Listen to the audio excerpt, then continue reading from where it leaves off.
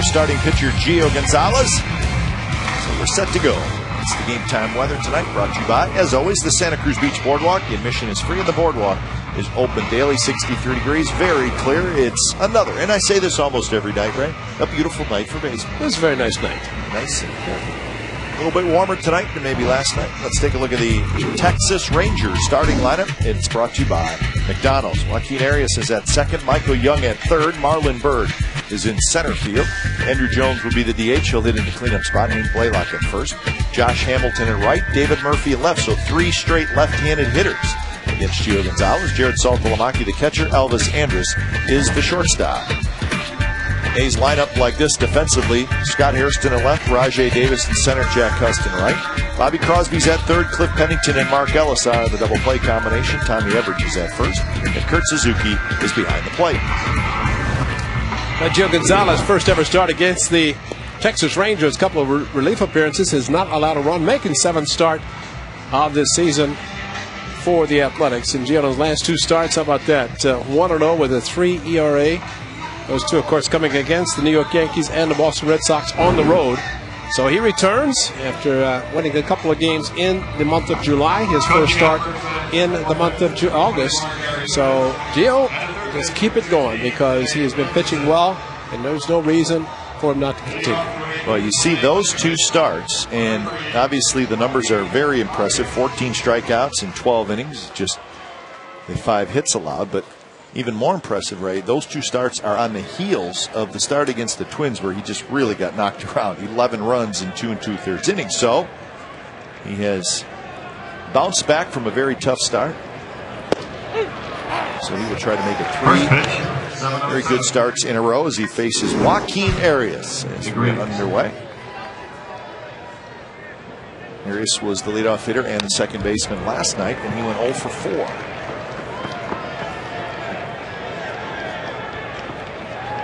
So it was a fun night last night, 3-2. The A's won the ball game. And for the Texas Rangers, they are in the middle of the playoff picture, so losses like that, well, they probably hurt even a little bit more.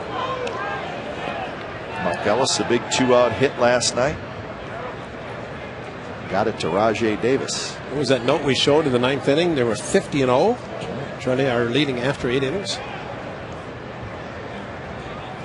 Swing and a miss with a curveball. So Arias strikes out. Looks like a Brett Anderson pitch from last night. Well, very similar. That back foot, the right foot of the right-handed hitter. And that's what you shoot for, is you throw the breaking ball. And for Gio Gonzalez, there's the back foot down out of the strike zone, but hitters swing over it. And Rajay. Well, he's got a good view, right? That's great. Here's Michael Young. Takes a bit low. You know, when you're playing the way Rajay is, you can do anything you want to do. That's the truth. Definitely is backing up anything he's doing. Here's Rajay. Gets to cover the big pasture tonight, center field, where he has been playing quite a bit lately.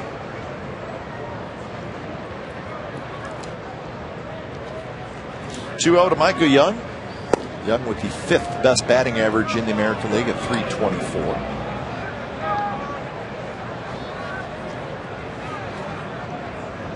He was 1 for 3 last night with a walk. So on base a couple times. So Ichiro's average going a long way to catch him, especially this time of the year. Just outside, and it's a walk. So Michael Young is aboard with 1 out. That'll bring up Marlon Byrd.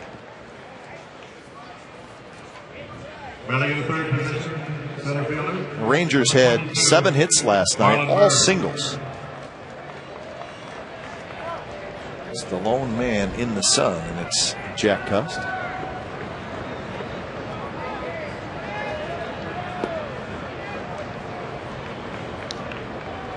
Marlon Byrd had 1 of those singles. He was 1 for 4. Knocked in a run late. So struck out a couple times against Brett Anderson. Overall, 278, 11 home runs, and 52 runs batted in.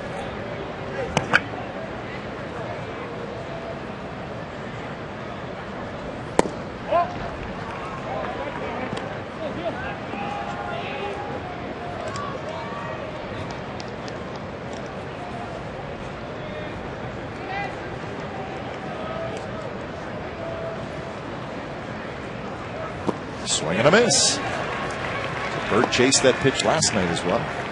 Well, that's why it's important for Gio to throw the curveball, even though he wants to try to get ahead with a fastball and use it. But there, Bird was sending fastball through the breaking ball, was not even close to being a strike. Gio, pretty much a fastball, curveball pitcher, an occasional changeup. That curve slips out of his hand, 2-2.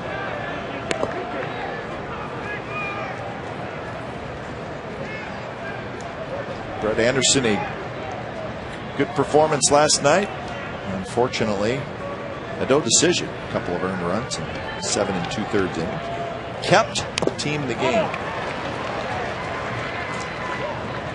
And that's one of those baseball terms that you hear a lot, but it's an important thought process for a pitcher. But I think, and he was talking about how he was able to get out of the bases loaded jam, giving up just the 1 run on the double play ground ball. Gio Gonzalez, a similar effort at his last start against the Red Sox, had some damage, some trouble, got out of it. Marlon Byrd takes a fastball, strike 3. Time now for Carl's Jr. in your face. And how about Brett Anderson last night? 8 strikeouts, and just take a look at the picture, seeing right there the breaking ball inside. Just throwing it hard, throwing it in the dirt inside of the right-handers. Got Hank Blaylock, the lone lefty, but hard slider there. Just a great effort by Brett Anderson. Another 7 2/3 innings, giving up just the 2 runs. Fortunately, no run support for him early. Andrew Jones swings at the first pitch, hits one high to center field, and that will do it. So Michael Young's 1-out walk is stranded. Gio Gonzalez shuts down the Rangers in the top of the first.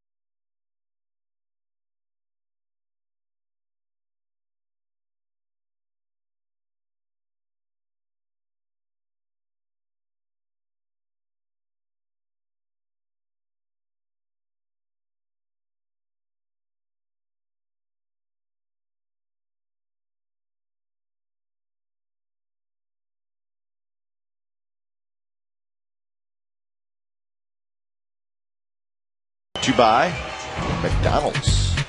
Rajay Davis at the top, then Kurt Suzuki, Scott Hairston, Nomar Garciaparra, and Jack Cuss is in right. Tommy Everidge, Bobby Crosby plays third, Mark Ellis, and Cliff Pennington. So Rajay Davis steps in, and he faces Derek Holland. First pitch from Holland is low. Rajay Davis with a .285 batting average with a couple of home runs and 22 runs batted in. And quite a story the last month or so, Rajay Davis.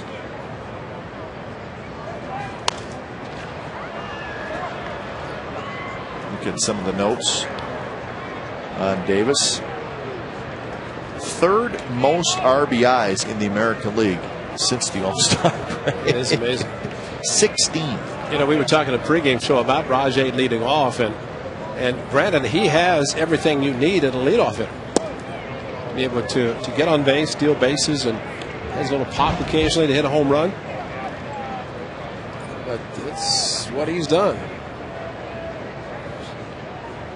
16 RBIs. Second most since July 22nd. At that time, Rajay Davis swings and misses. So Holland has the strikeout. Rangers defensively look like this. David Murphy is in left field. Marlon Byrd in center. Josh Hamilton in right. Young, Andrus, Arias, Blaylock third to first. Saltalaki again behind the plate. And there is 22-year-old Derek Holland. 11th start, fourth.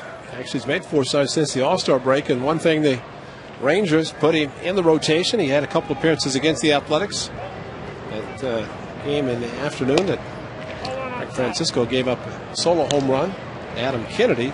The A's won the game 5-4. Holland pitched a couple of innings, struck out 3. But they moved him into the rotation, and he's been pitching well. Fastball tops out in the mid-90s. Likes his breaking ball and changeup, especially to right-handers. 280, 6 homers, 48 runs batted in for Kurt Suzuki.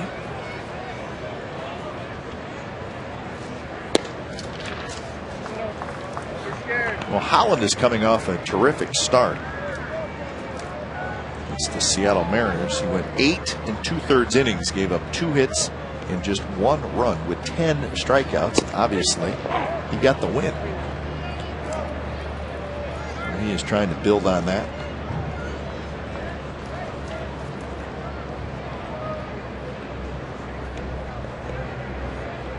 Three and 1 to Suzuki. And that's driven to left center field, and nobody's going to get it, and it is gone. Kurt Suzuki, home run number 7. 1-0 Athletics.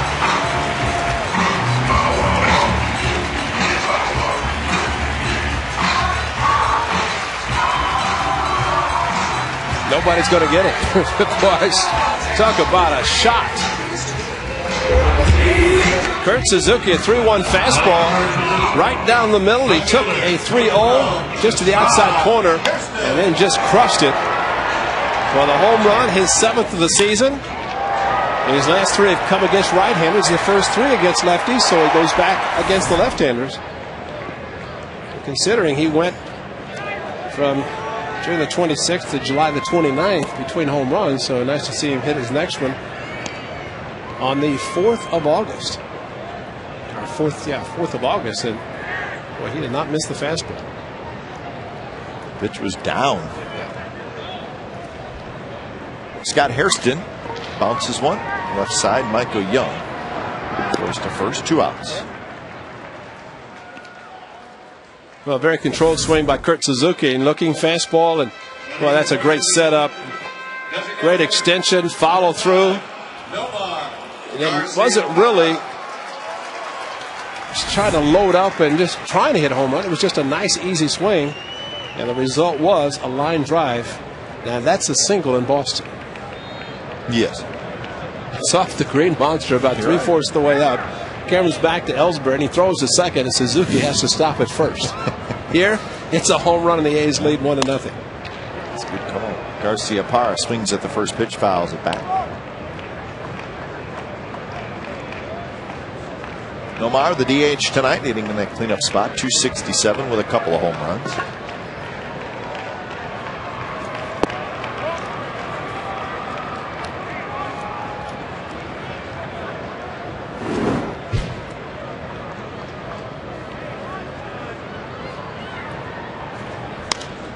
This one's popped up. The shortstop, Elvis Andrus, goes out. He's got it side retired. Kurt Suzuki, a home run, his 7th of the year. So the A's have a 1-0 lead after 1.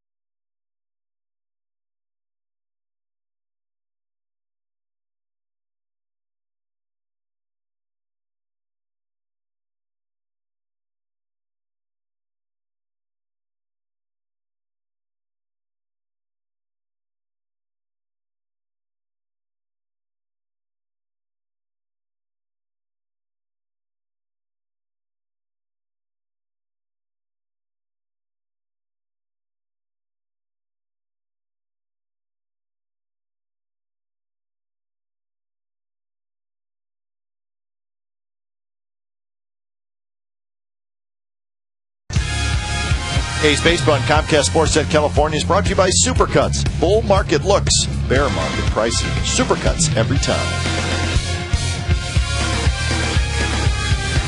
Second inning, the A's with a 1-0 lead thanks to the Kurt Suzuki home run. Gio Gonzalez will face Blaylock, Hamilton, and Murphy. 3 straight left-handed hitters. You know, Ray, watching Gio Gonzalez pitch, got a good breaking pitch. I cannot figure out how left-handed hitters are having so much success against him. Lefties are 18 for 38. That's a .474 average. And I think, and I believe, I mean, just look at tonight. Wait, Holland's facing 8 righties, 1 lefty for the A's. You're accustomed to pitching to predominantly a right-hand hitting lineup. And all of a sudden you throw a lefty and it kind of changes everything. You kind of your thought pattern. Holland's going to experience that tonight facing Cust, and I think for Gio facing multiple lefties tonight, just like that one. That's a tough. He's not going to hit that pitch. So I think it's going to help him seeing the 3 lefties in succession in the lineup.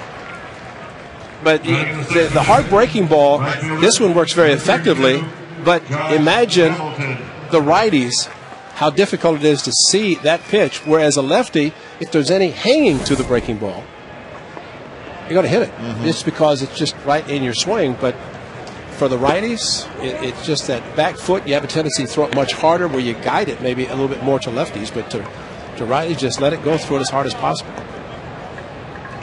3 strikeouts for Gio Gonzalez. Josh Hamilton hits one high and deep to left center field. Hairston near the wall, and he's got just enough room, and he takes care of it. 2 outs. Very interesting what we saw in between innings. That's Holland and Saltalamacchia, obviously. And Saltalamacchia went right to the book, whatever that book is. And they talked for actually quite a while, which I thought was very interesting. Well, it's the book on the A's hitters. Pretty thick, too. Oh, there's a lot of stuff you got to know. See, good catchers don't even have to look at the book. It's all in their head. So let's just talk. Now, there's actually so much information. You look at the videos and the scouting reports. Bottom line, you execute with the pitches. And you don't really have to look at the book. If you can, because with Gio Gonzalez, he's going to pitch his game. And sure, there's a tendencies of, what a catcher wants to do, but by and large, Gio has 2 pitches he's working with. How is he going to use those 2 pitches?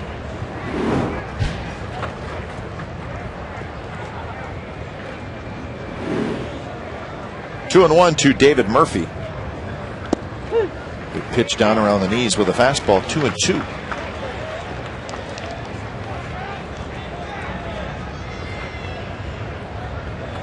Murphy with 9 home runs and 28 runs batted in. He had such a terrific rookie season last year. Has not been able to duplicate that this year. Murphy last year hit .275 with 15 homers and 74 runs batted, and he did that in 108 games. It's this one on the ground. Everidge has it, runs to the bag just in time, and that's a 3-up, 3-down inning. Bottom of the second coming up. It'll be Cust, Everidge, and Crosby. 1-0 Athletics.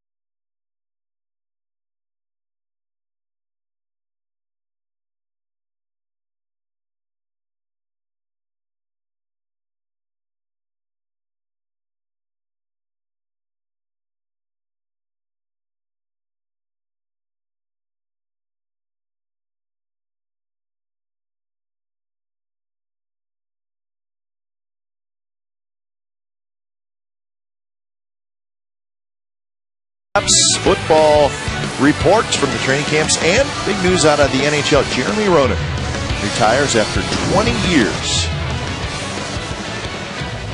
Finished his career with the Sharks. First pitch to Jack Cust here in the bottom of the second, and Cust fouls it back. Cust, Everidge, and Crosby. Kurt Suzuki a home run in the first inning for the A's.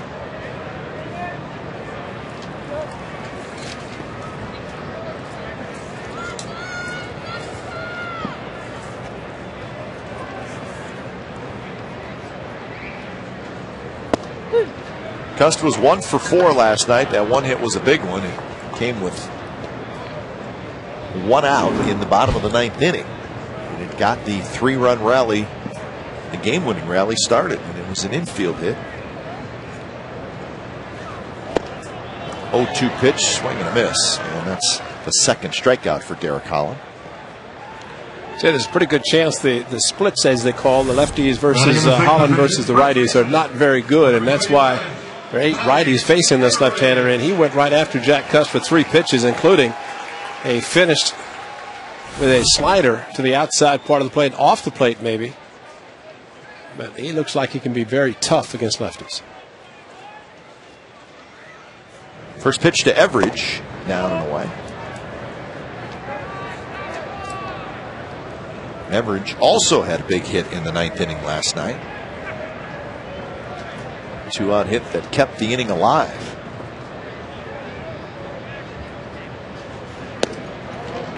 He hit it to right field, just stayed back inside the ball, and solid base hit to right field. We've seen him hit a few balls to right field. Yeah, he's very quick, and actually talking to Steve Vucinich, Everidge has some new bats. And this time he goes to right center, and nobody's going to get it. Up against the wall. And Tommy Everidge is digging for second, and he'll make it with a slide. So a double for Everidge. That's his 4th of the year.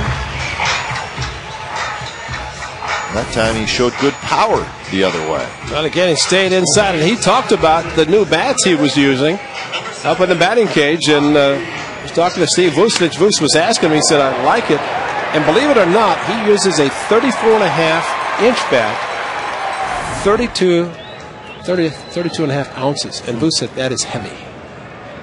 And as Everidge said, all you have to do is make contact. And the bat with a heavier wood makes a lot of difference. Vuce said hitters are using 30 and a half ounce bats. Very light, of course, very quick bat speed, but what kind of lumber are you getting?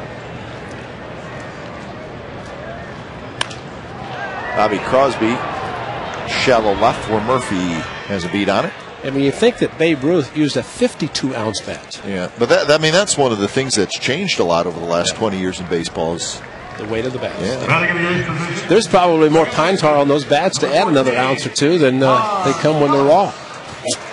Timmy, get some alcohol, wipe off all that pine tar.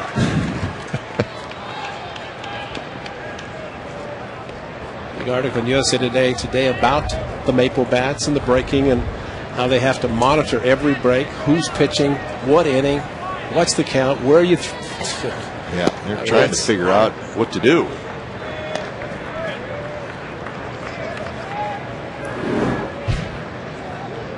Well, a lot of it has to do because it's so light. Yep.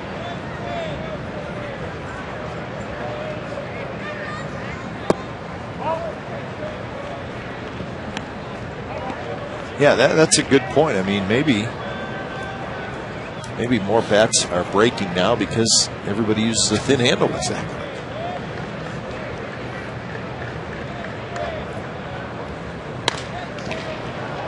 It hits the bag, and it's going to roll into right field, and the A's are going to get a run.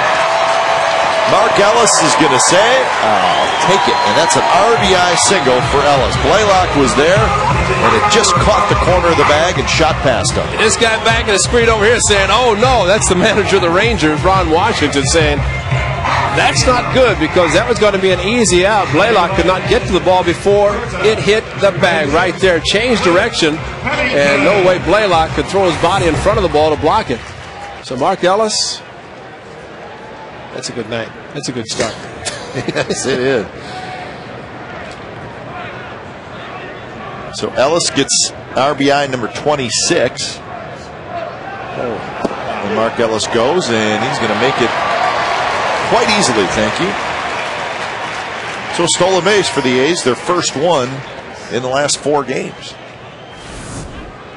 Boy, he had such a big jump, high leg kick. Holland didn't even look at Mark Ellis. And fortunately, good take by Cliff Pennington, right-handed batter, able to see the big jump by Mark Ellis. And I can just try to drive him in since he gave him second base.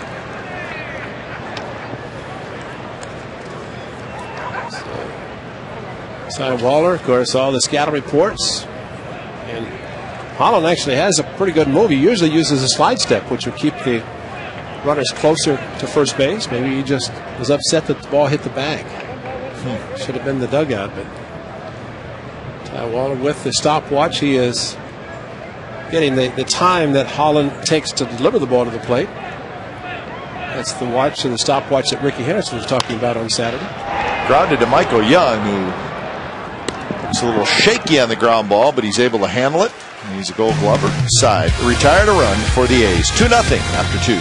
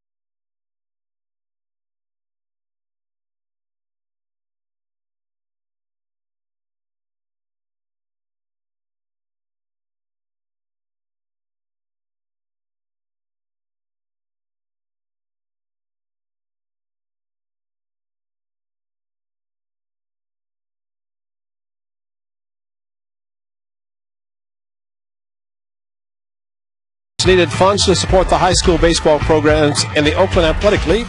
Ken is donating $100 for every A's win, which the A's Community Fund is matching. You can help support by logging on to the community page at oaklandathletics.com for a donation of your own. Here to talk about it for this third inning is Ken Korak. Take over, Ken.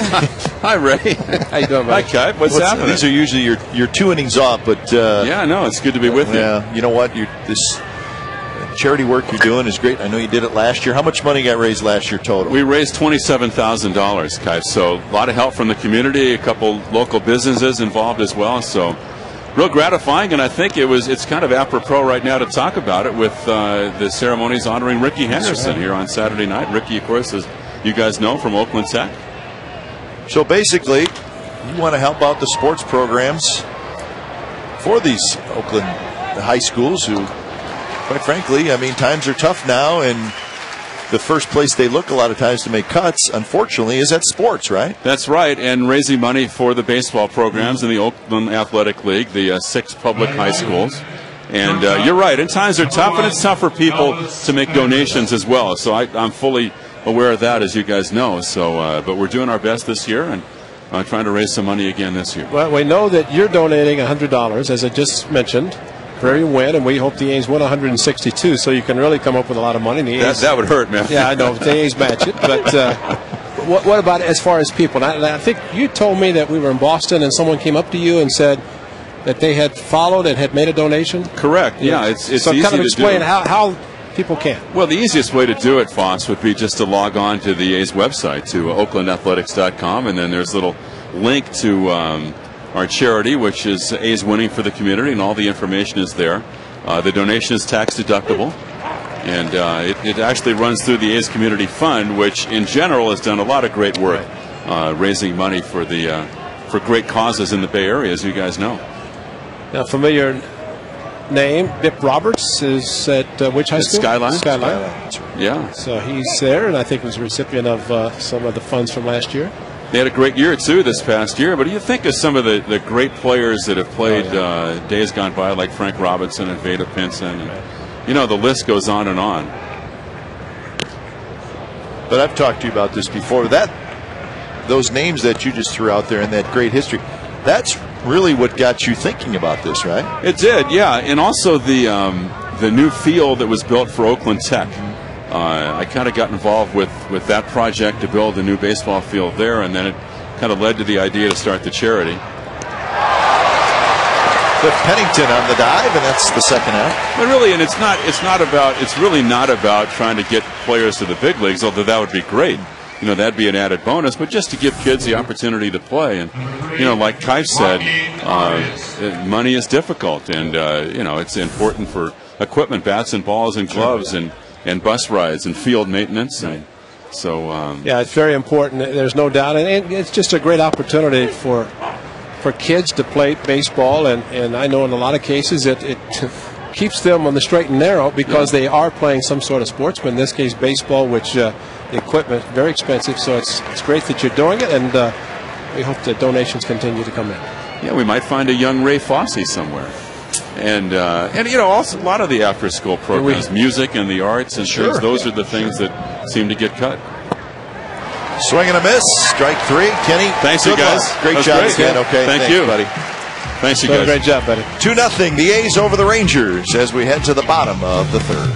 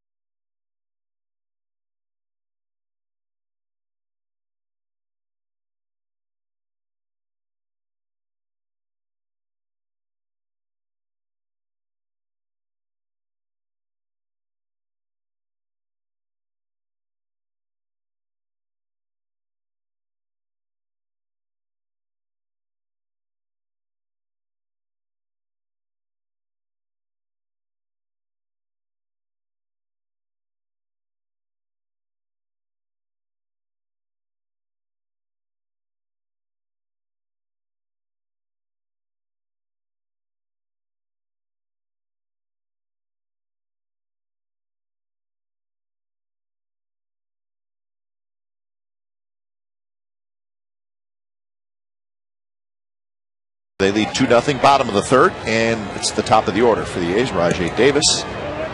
Davis struck out swinging in the first inning.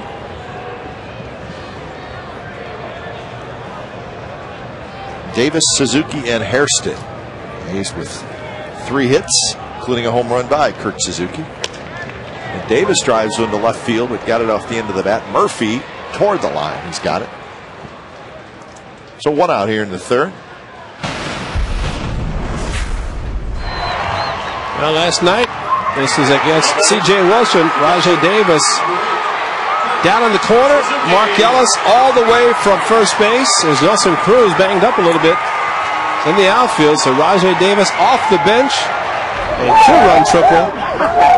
And the hot bat continues. And that was the two-strike approach that he's been working with Jim Scannell. We talked about on the road trip, and Jim, of course, discussing that tonight. And unfortunately, Nelson Cruz banged into the wall right field and not in the lineup tonight for the Rangers. C.J. Wilson took the loss, but for Cruz, it sprained the left ankle. And of course, the celebration was going on for the A's because they won the game. But Cruz, he had to be helped off the field.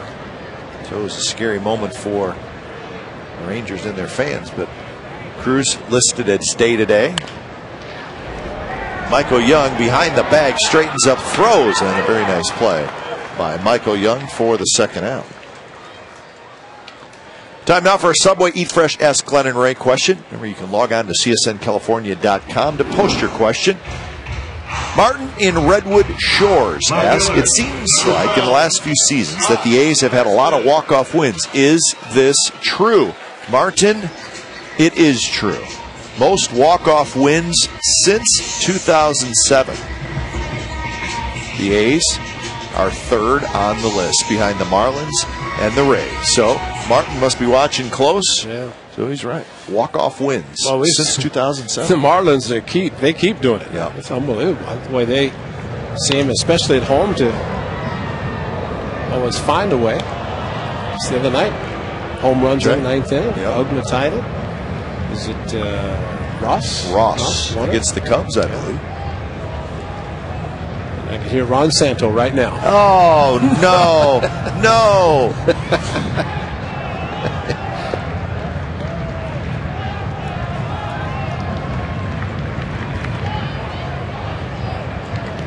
Scott Hairston grounded out to third in the first inning.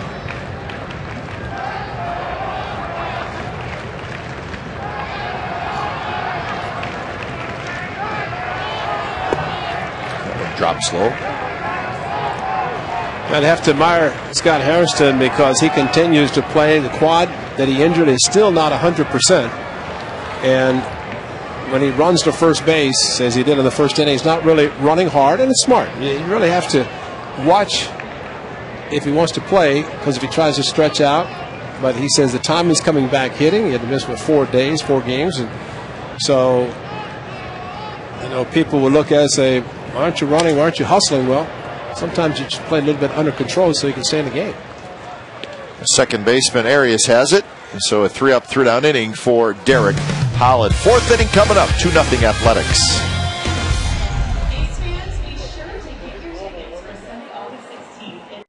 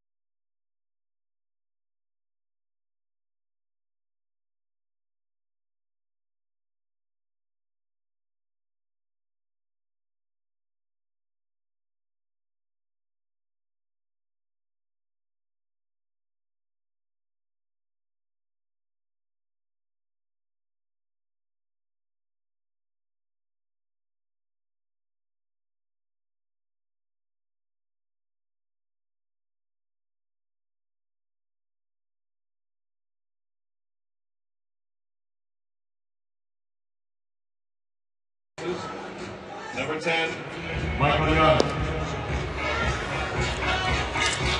Fourth inning, A's 2, Rangers nothing. Gio Gonzalez, 4 strikeouts and a walk through the first 3 innings. Rangers do not have a hit. The Young, Bird, and Jones, 2, 3, and 4 in that Texas lineup. Thought you were talking about a turkey, Young Bird. Young Bird and Jones. Those fresh young turkeys.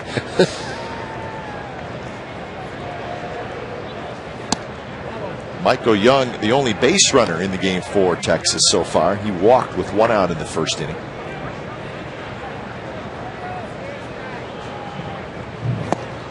Curveball, swing and a miss, 1-1. Last night when Michael Young swung and missed a curveball thrown by Brett Anderson, but when you can do it to a hitter like his quality, that's quite a pitch.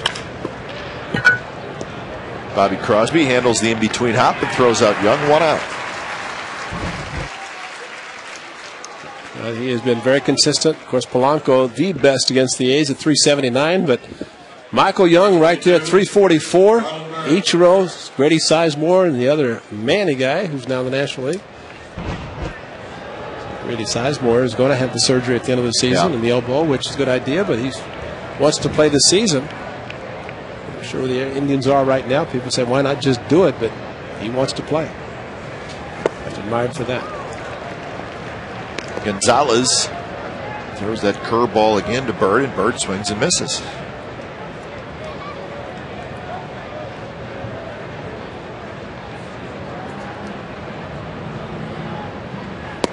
And then a fastball right on the outside corner. So Marlon Bird's thinking, all right, curveball, swing and miss, fastball right on the black on the outside. And then a curveball and 3 pitches, sit down Marlon Bird. Almost makes you think the A's have found a hole for Marlon Bird. And this hole could happen with anybody. The type of breaking ball that Gio's throwing. But that's just so much fun to watch him have success with the curveball. And he's throwing it for a strike. That was a strike. If Bird doesn't swing, it's a strike anyway. Of course, you saw it with Brett Anderson last night, and Gio tonight with a couple of pitches that are down out of the strike zone. The swing and miss. That one similar, but no swing by Andre Jones. It's hard not to swing out.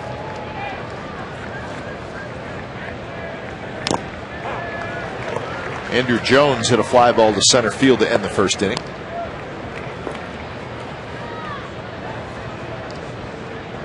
So Gonzalez now 5 strikeouts in the ball game.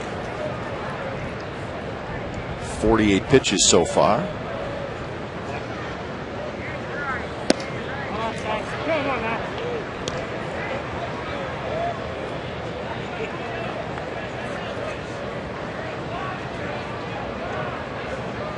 They're at it again. Well, they're going over the next 3 in the batting order. Holland faces the A's in the bottom of the 4th.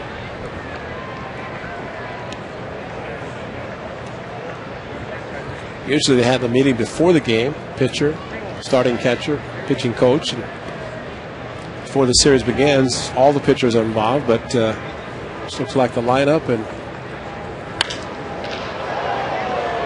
hit hard to right, Cuss going back, and he reached up and he caught it right in front of the wall.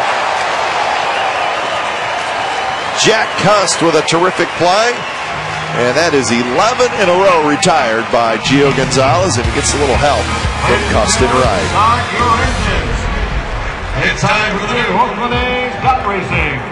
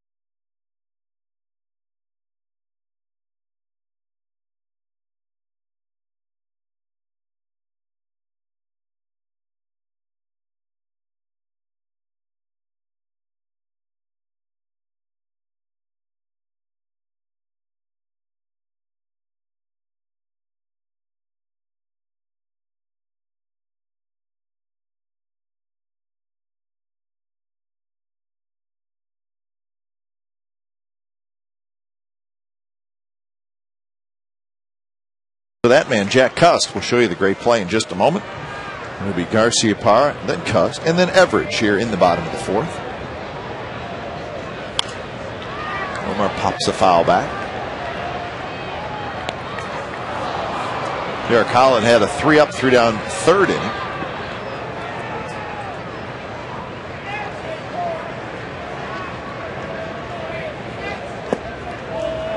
Got an interesting delivery, Ray. He kind of has that long arm. He reaches that left arm way back.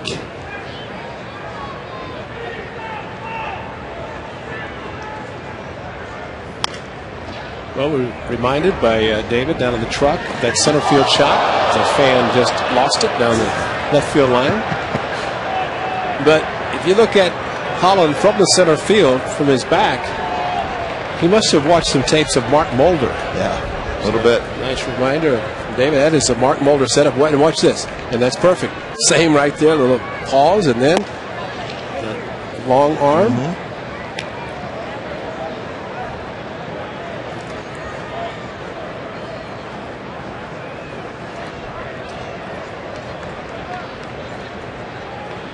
Like the way he keeps his eye on the target as he gets the sign and he starts to deliver the pitch.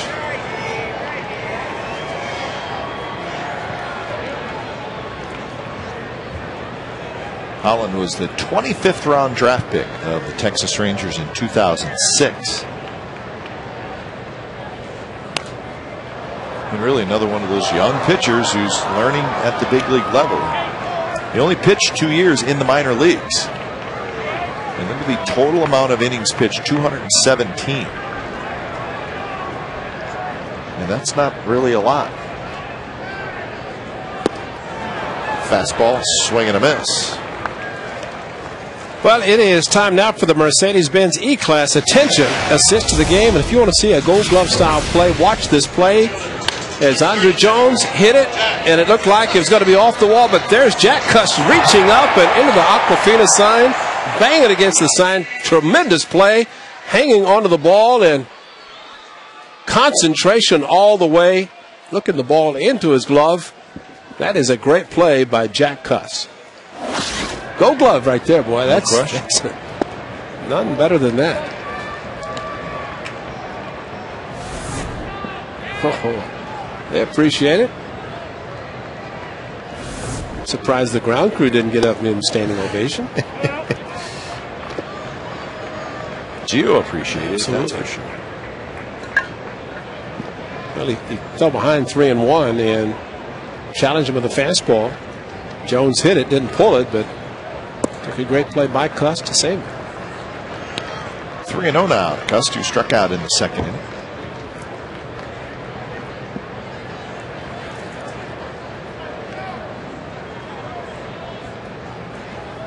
There's a strike.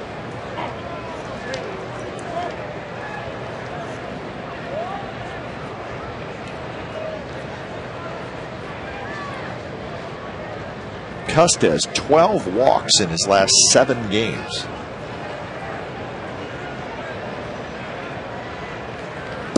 And he's got another walk. That one just a bit low. So Cust is aboard with 1 out here in the fourth.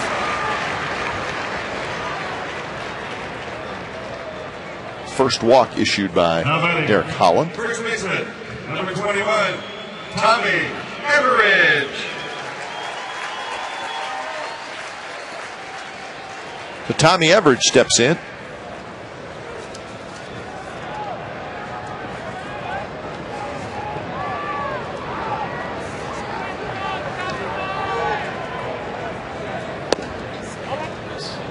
Everidge doubled and scored in the second.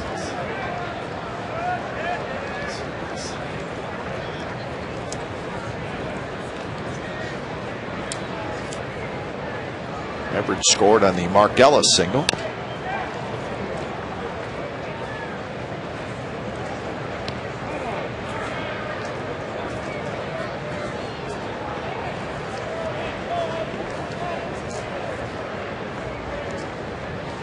Everidge now 8 for 29 with the Athletics.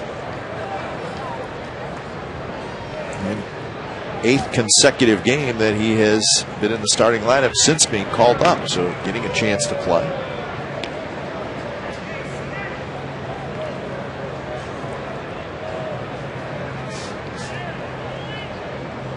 Now that the A's are back home, he's got a lot of folks come in from his hometown area to do a lot of interviews and see him, so good to see all the attention he's getting. 2-1 now.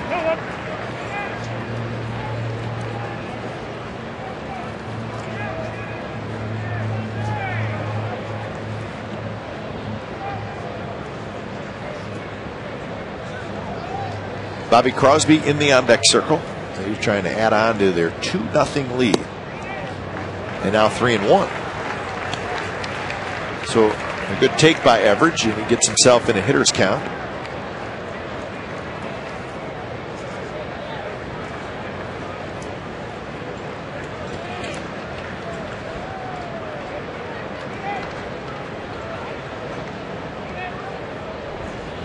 Outside, another walk. So a rally thanks to walks by Holland.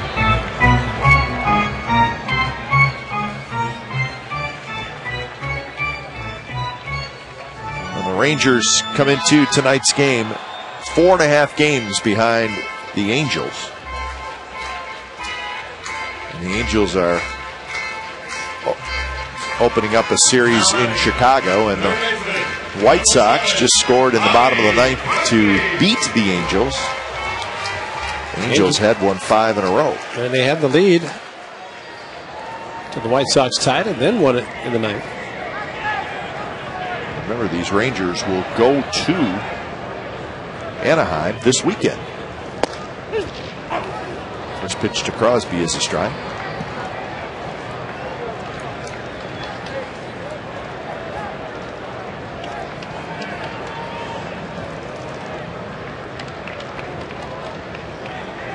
Crosby hit a fly ball to left field in second inning.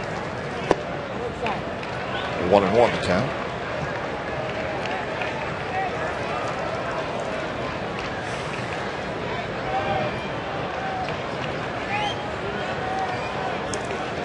Crosby playing third base tonight.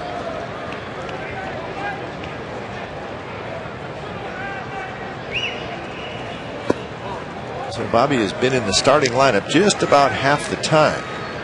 This is game number 106 for the A's, and this is his 52nd start. Saltalamacchia all right back there?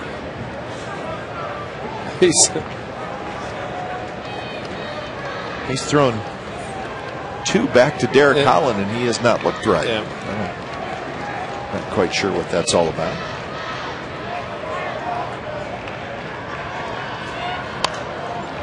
Foul back, so it's 2-2 now to Crosby. The thing with Holland, he's kind of gotten away from anything but his fastball, and that is getting in some serious trouble whenever you're throwing just the fastball and not mixing pitches, and that's what's made Gio Gonzalez in his starts against the Yankees, Red Sox, and Cleveland Indians as well, using the breaking ball effectively. Another fastball.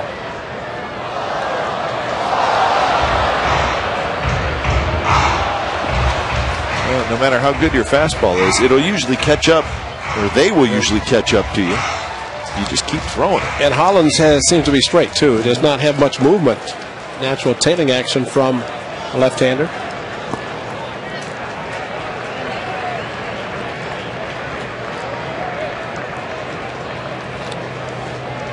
That was a slider. Bobby took it.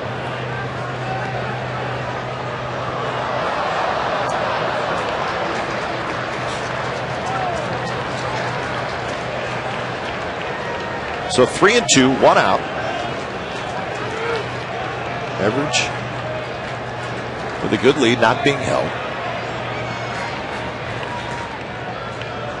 And that one is a breaking pitch on 3-2. It's inside, and the bases are loaded. Holland has walked 3 in the inning. It's a great take by Bobby Crosby. Aggressively looking fastball, but then got the slider, a couple pitches. And you can see, if you can read lips, you can see that Holland was not too pleased with himself with missing the breaking ball. or walking 3 batters in this inning.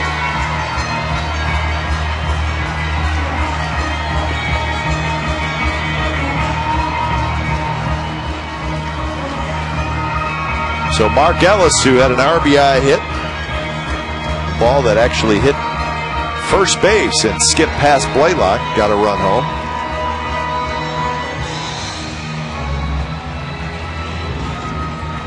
Second baseman, number 14, Mark Ellis.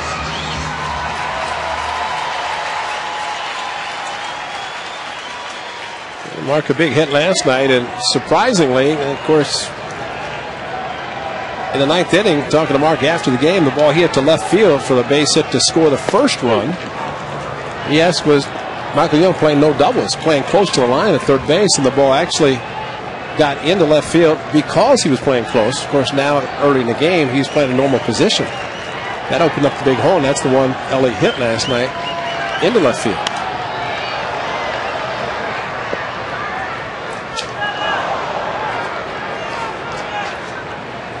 Well, you never know what to think about that no doubles defense. You understand the theory behind it, but you got to give up more singles than you are doubles. That's right. In most cases. Of course, always the fear if you don't, and somebody hits a double and say, well, why weren't you guarding the line? Bounced over the mound, and it's going to be the second baseman who grabs it, and he doesn't get anybody. Run scores. Arias tried to field it, touch second base, he missed it, and then his throw to first was wide. A run in.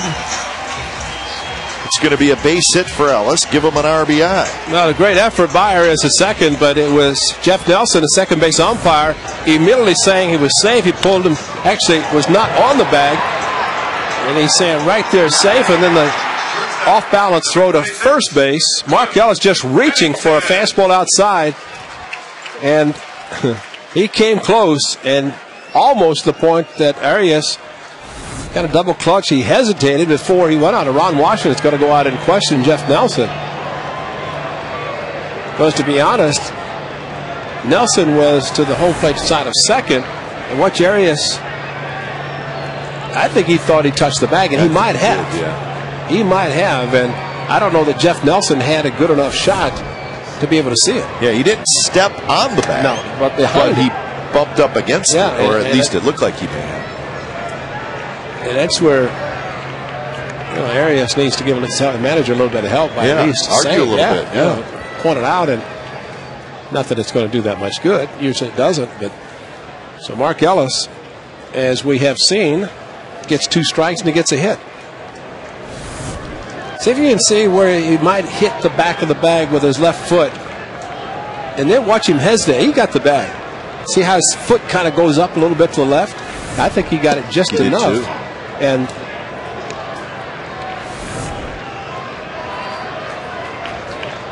no, he missed it. No, he did miss it. When he pushed off, that's when his foot went up. Looked like it was against the bag, but that's a great shot. I'm sure Jeff Nelson would be happy to see that shot. So, Jeff, we apologize. You made a pretty good call. Yes, he did. And considering his angle, it was not a very good angle for him to look at anyway. But Tommy Eds has got a camera that's going to show it. So Matt Weiss can turn it up and say, Jeff, I got it for you. Let me just cue it up for you. Terry Christmas here, who also one of the umpire of the supervisor observers. Andrus in the hole. Arias, and they turn the double play on the speedy Pennington. I didn't think they had a chance to get the double play, but they do. So 1 run for the Athletics. We head to the 5th, 3-0.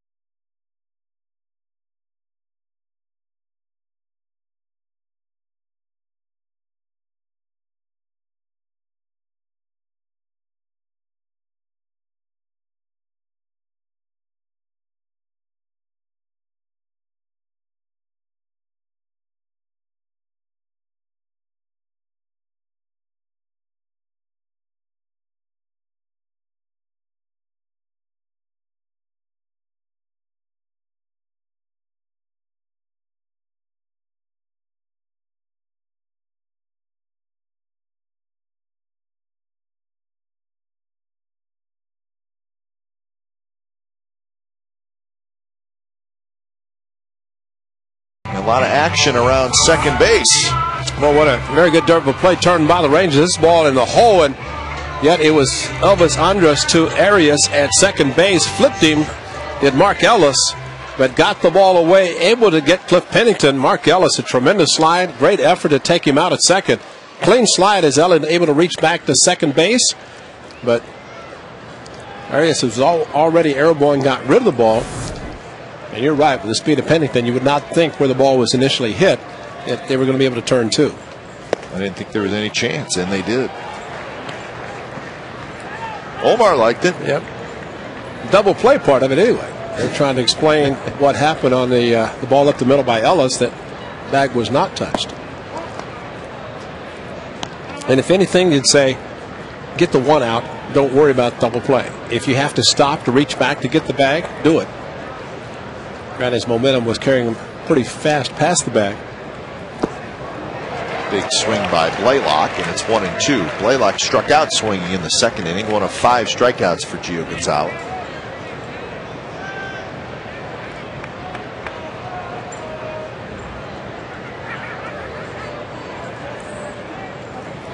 Got him again. Pitch way out of the strike zone, and that is 6 strikeouts for Gonzalez.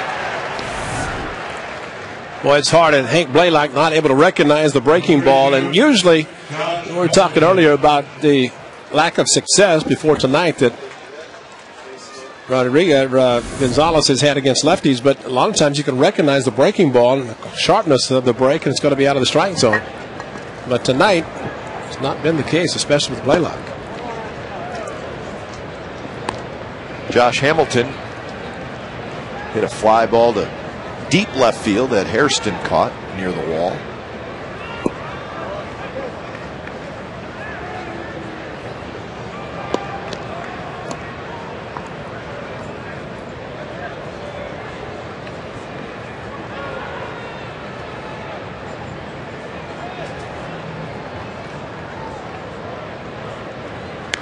Hamilton swung at a pitch that was up and in. Was just able to foul it back. 2-1 the count. Since that Michael Young walk in the first inning, 12 in a row retired by Gio Gonzalez. Another good fastball in on the hands, 2-2. I think once Gio fell behind Josh Hamilton, he's looking fastball and really went out of the strike zone. That should have been a 4-pitch walk. But when you look for fastball, you expand your strike zone and go after it. Now he's back to even at 2-2. Got him swinging. That's Yacker. Well, there's swinging a couple of bad fastballs. I'm going to give it to you. And so 5 pitches, not one was a strike. But he ends up striking him out on a ball that this one out of the strike zone. Back-to-back hitters. Kurt Suzuki has scooped the low breaking ball, able to tag both Blaylock and now Josh Hamilton. There's pretty good hitters that are not taking very good swings against Gio Gonzalez, and that's maybe the biggest compliment of all that you can give to a pitcher.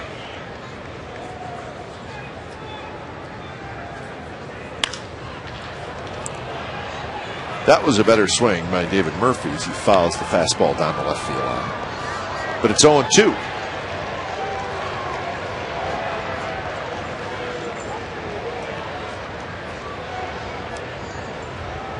Murphy hit a ground ball to first to end the second inning. Gonzalez goes with the breaking pitch. Murphy does not chase. See, Murphy of the 3 lefties has been the best at recognizing the breaking ball and not swinging at a bad pitch. Got the count full his first time, ended up grounding out to Everidge at first base.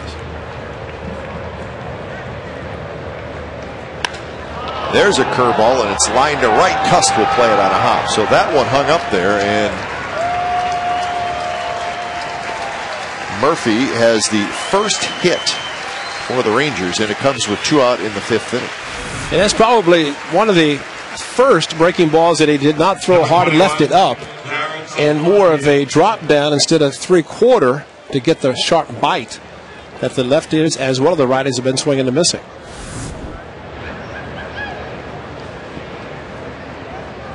So Saltalamacchia will hit with Murphy aboard.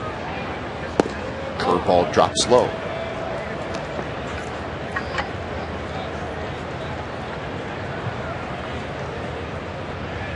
The stretch is stopped at 13 consecutive hitters retired by Gio Gonzalez. And that one hit past the diving Mark Ellis. Murphy will stop that second. So back-to-back two-out hits here in the 5th.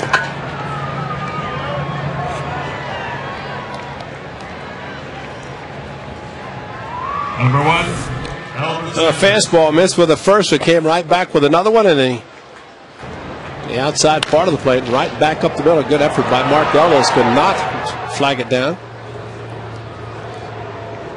That's how hard the ball was hit. Ellie, with the dive, could not get to it.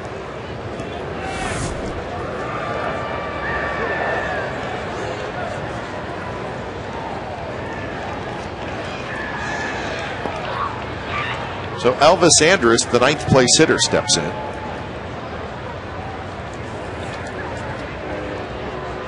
Andrus was 1 for 3 last night. He scored a run, struck out a couple of times. Tonight, hit a line drive at Cliff Pennington. That was in the 3rd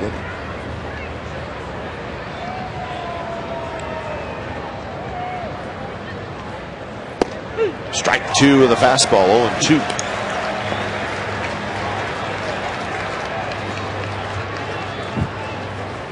Hitter's got to be wondering, how can I take fastballs? Just maybe the thought of the breaking ball in the back of their mind, they can't pull the trigger.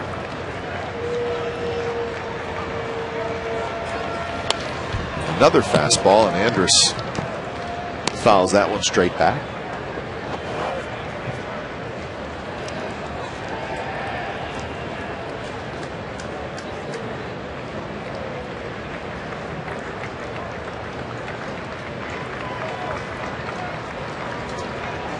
Pitch number 70 from Gio Gonzalez. And it's tapped over the mound. Pennington charges, flips to first in time. Nice play by Cliff Pennington. And the Rangers strand a pair in the top of the 5th. Bottom of the 5th coming up. It'll be Davis, Suzuki, and Hairston. 3-0 A's.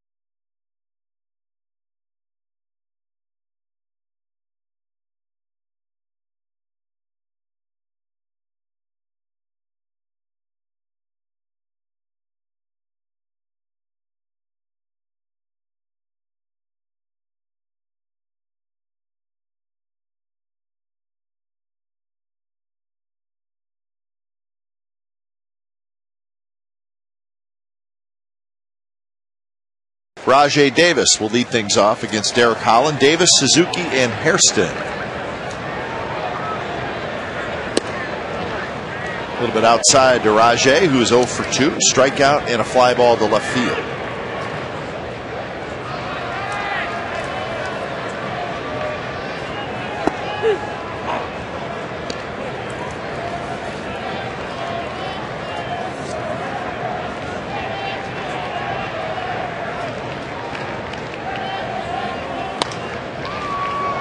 Great game going on, Ray, down in St. Petersburg. It's the Red Sox and the Rays. It's the first game of what is a short 2-game series. It's a 2-2 game in the bottom of the 11th inning. But the Tampa Bay Rays had the bases loaded and 1 out in the bottom of the 9th and did not score. They had the bases loaded and nobody out in the bottom of the 10th and did not score. And it's still tied 2-2 in the bottom of the 11th. That's one of those games. If you're the Rays and you lose the game, you may lose a little sleep. And it's that Papelbon pitching now? Well, he just came in, yeah. It's a good game going on there.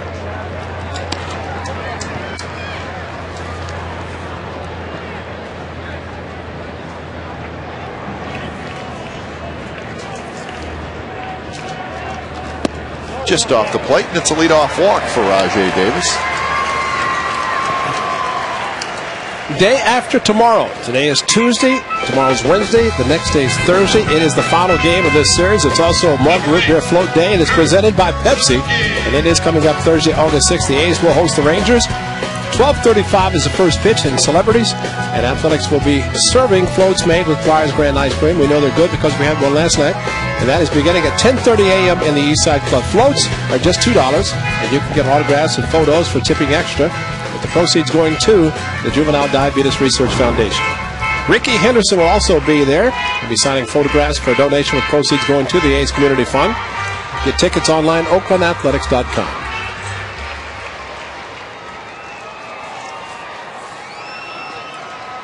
So Rajai Davis aboard.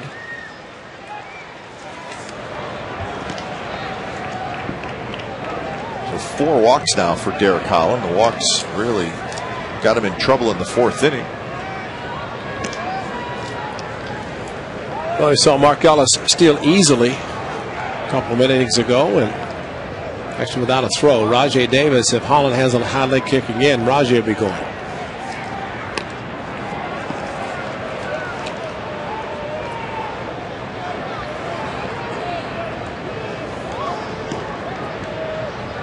Davis 15 steals in 21 attempts this year. See, Rajai read that perfectly as Holland came up with a leg kick. Rajai got back easily.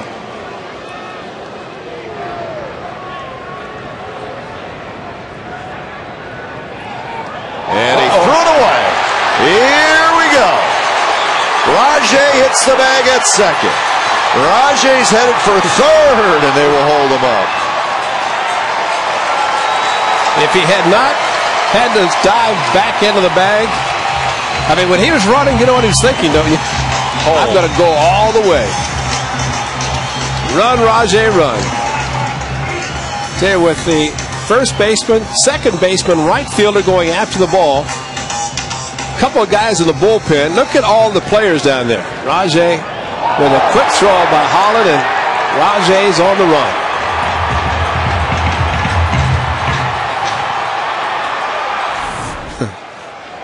So now the infield comes in, nobody out.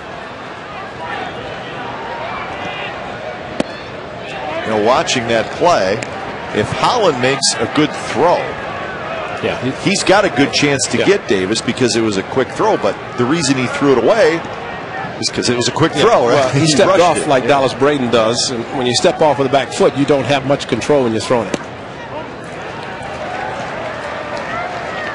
Ray Saltalamont, something's wrong with Saltalamont. Yeah, he's kind of in between. He's thrown it twice now, almost in the dirt.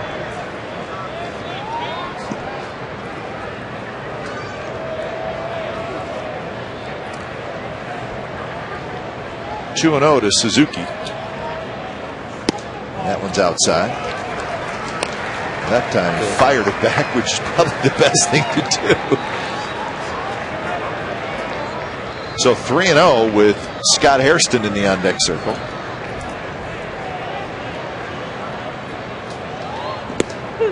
In there, first try.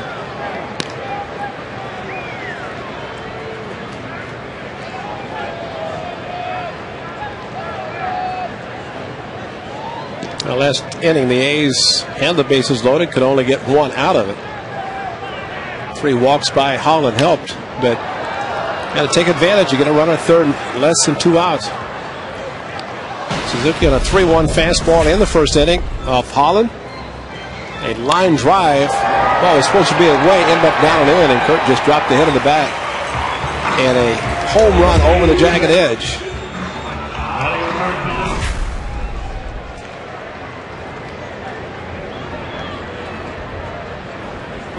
Three-two strike, 3 called on the inside corner.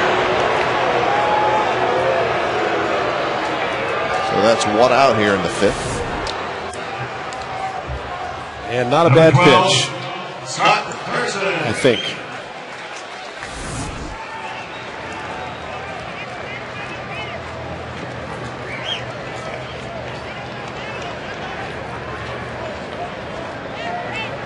So Hairston will hit, and Ron Washington's doing the slow walk. Yep. And he's making the move. 80 pitches for Derek Holland. 4 walks, 4 strikeouts, and he's done for the night. So Jason Jennings, the right-hander, is coming in.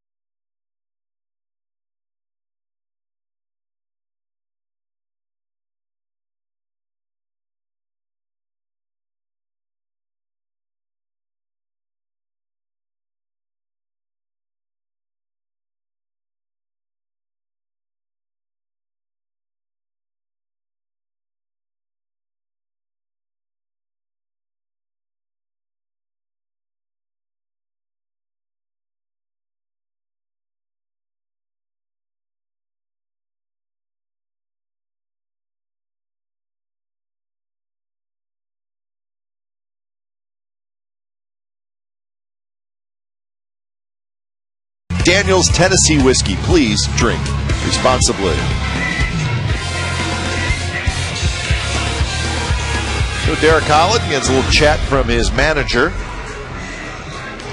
I'm sure Holland disappointed being taken out of the game. 80 pitches.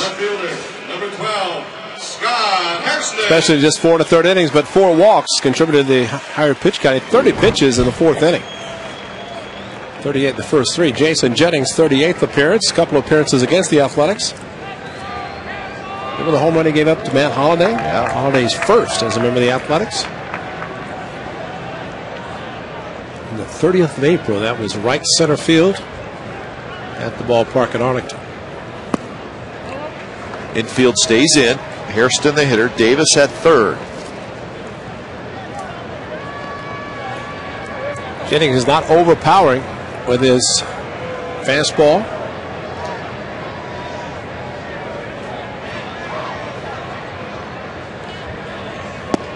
He's been a workhorse out of that bullpen. And when you look at 37 appearances and 54 innings for a reliever, that means when he goes out there, it's not a surprise if he throws a couple innings, or even more than that maybe. In the case tonight, he may get a couple innings in.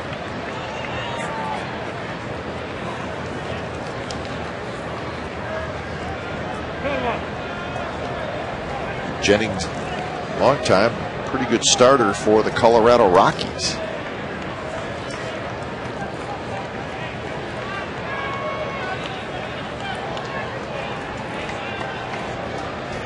Curve driven to center. Going back is Bird, and he reaches up. He makes the catch. It'll be good enough for a sacrifice fly as Rajay Davis comes in to score. So a Rajay run, folks. give Hairston the RBI, and it's 4-0 Athletics. Now the signature pitch of Jennings was a curveball. A good one for strike one, but the curveball, the hanger, Scott Hairston, a bullet. And Marlon Byrd just barely able to get back. It was hit so hard, no chance to throw out Rajay Davis, but Scott Hairston thought he had it over the head of Byrd. Take the ribby, good timing. It looks like it's getting there fast. Garcia Parra fouls it to the right. So the A's have scored in the first, the second, the fourth, and here in the fifth, all single runs.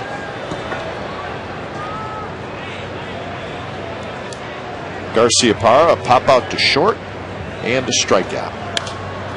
And another foul ball in just about the same spot. Well, the book is closed on Derek Holland. So he gives up all 4 runs. 4 walks and 2 of them scored, and his own error cost him big time in this inning.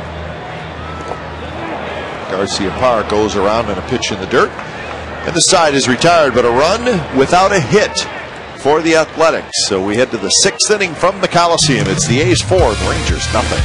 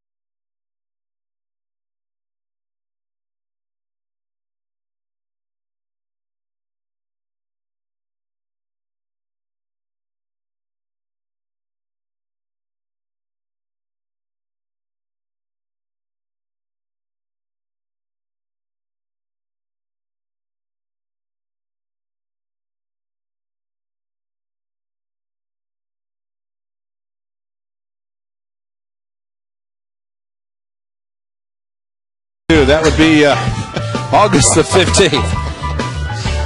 A's will take on Jermaine Dye, the White Sox. That gentleman will be out here to get a new cap because the first pitch was at 105. 10,000 fans. Actually, 9,999 because that guy will be here first in line. Fans will get a limited edition Oakland A's baseball hat brought to you by Wells Fargo. Get tickets online, oaklandathletics.com, or call 877-493-BALL. Tommy Hudson can find some lids, can he? But if he gets that hat, what's he going to do with the hat he had on his head? Well, I'm sure. Sure they could find something, maybe put it in the trophy case. Sure.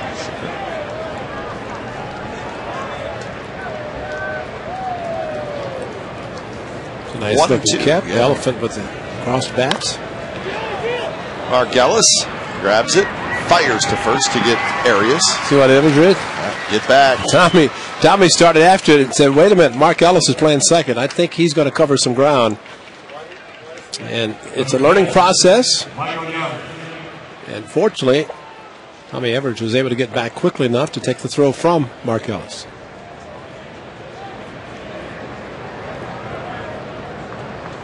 So 1 out. Here's Michael Young. Curveball, swing and a miss. Just 2 hits for the Rangers. They came back-to-back. Murphy and Saltalamacchia with 2 outs in the 5th inning. That is it. 1 walk, 7 strikeouts for Gio Gonzalez. And his pitch count is pretty good. That was 76.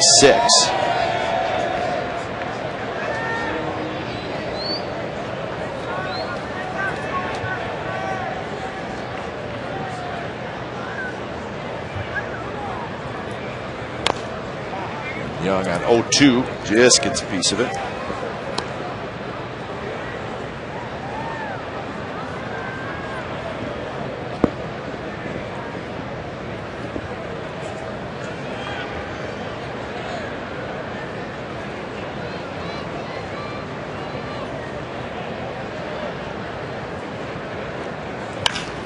On the ground, Pennington has it, straightens up, good arm, 2 outs.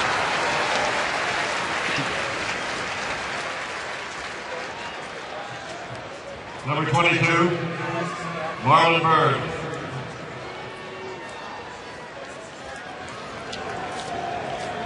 Good pitch count for Gio Gonzalez. Great game by Gio.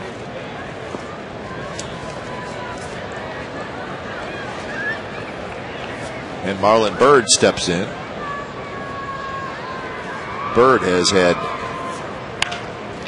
no success against Gio Gonzalez until now as he gets a base hit. And Marlon Bird, I think, decided I'm going to swing early. And he got the hit. So 3rd hit of the ball game for Texas, and now Andrew Jones will step in. First pitch hitting on a hanging breaking ball. And you're right. Go up and you're swinging, you can't make contact. You're going to try to do something as quickly as possible.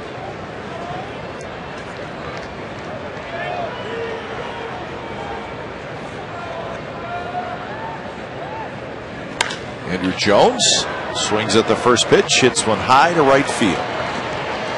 Jack Cust has it, and that'll do it. Bottom of the 6th coming up. It'll be Cust, Everidge, and Crosby. 4-0 A's.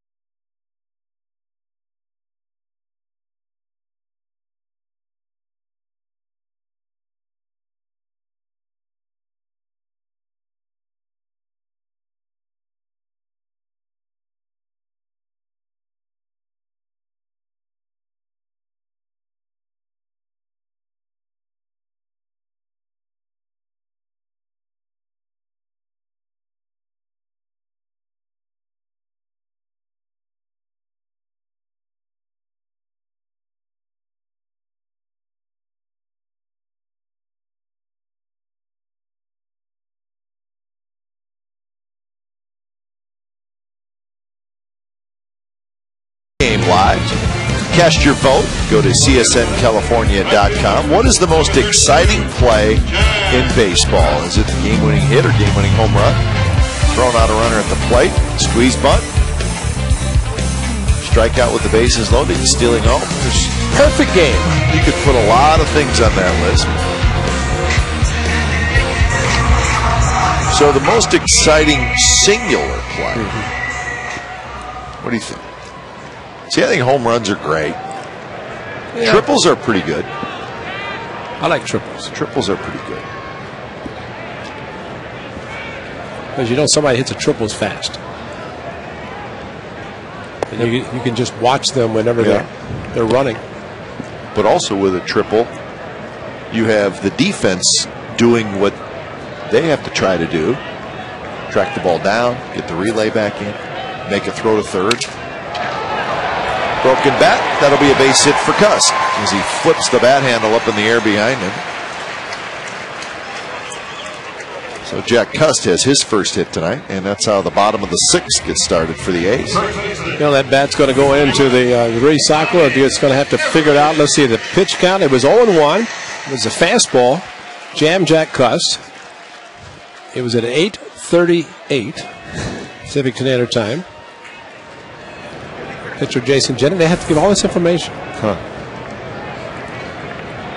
And then they check out the wood. It's obviously pretty bad wood if it shatters like that. Tommy Everidge steps in. Everidge doubled and scored in the second, then walked in the fourth.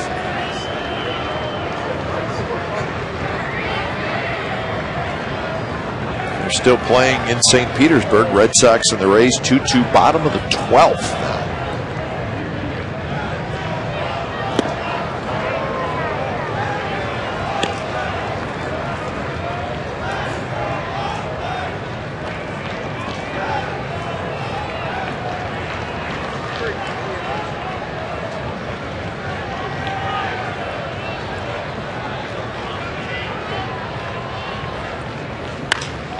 Another drive to right field. This one down the line, and it is foul.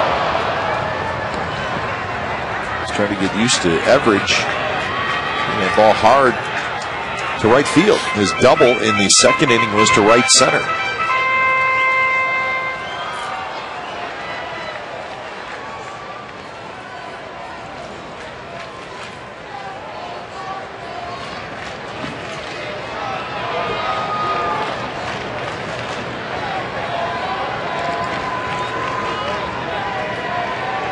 So 2-1 the count. Good curve from Jennings.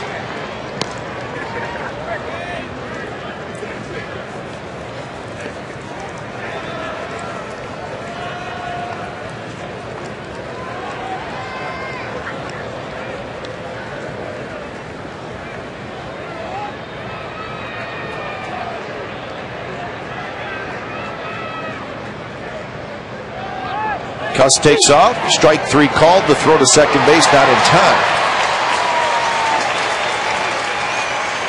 Stolen base for Cust.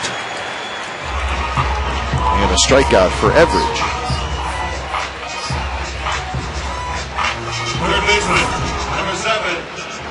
Tommy Everidge with a big jump by Jack Cust.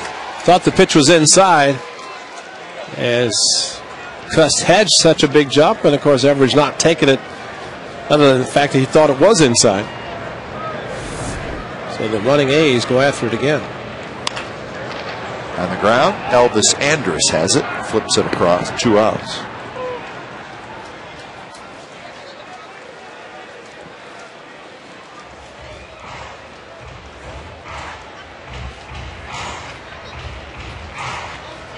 Second baseman, number 14, Mark Ellis.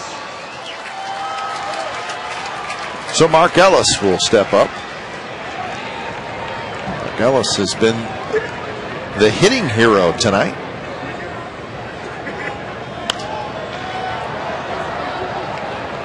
He's got an RBI single in the second and an RBI single in the fourth.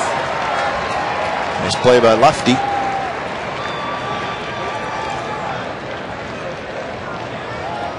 Oh, Lefty. Gotta come out and get his A's capped off if he's going to make a catch like that. That's got to show it off.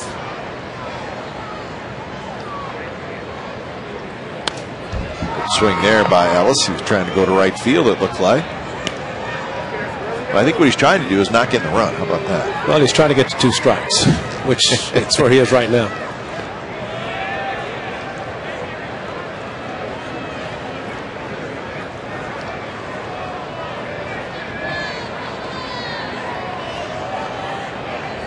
Cust with the lead at second. Outfielders a couple steps in.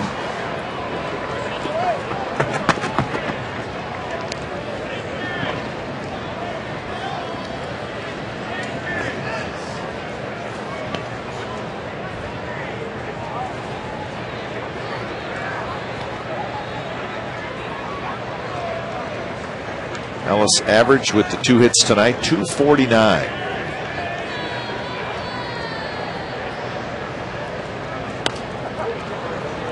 fights that one off.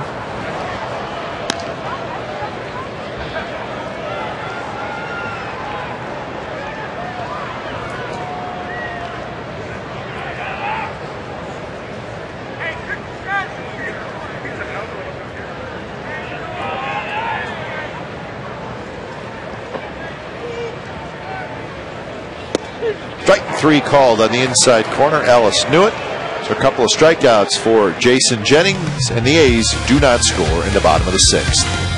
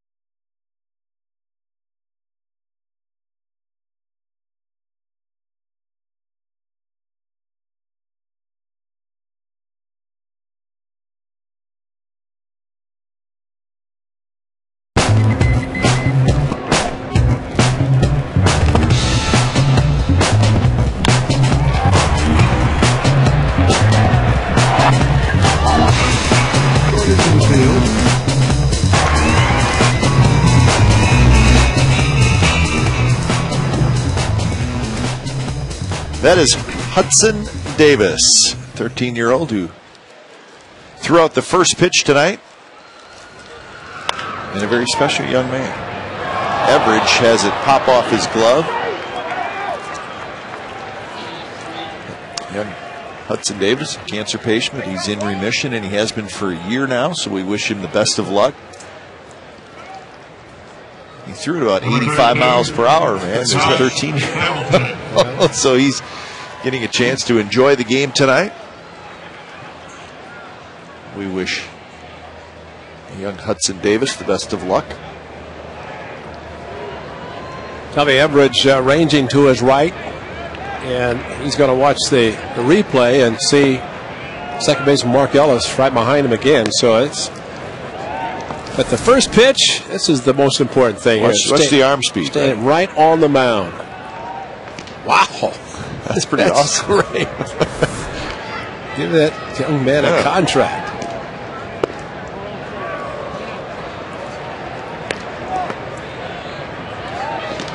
Two 2-0 to Josh Hamilton. Hamilton will be followed by David Murphy. 7th inning from the Coliseum, 4-0 A's. Just missed 3-0.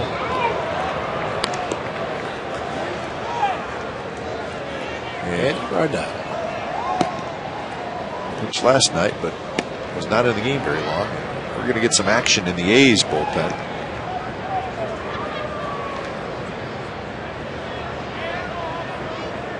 Real pitch is high, and that's a 4-pitch walk to Josh Hamilton. 2 on and nobody out here. Second walk issued by Gio Gonzalez. So Ziegler starts to throw.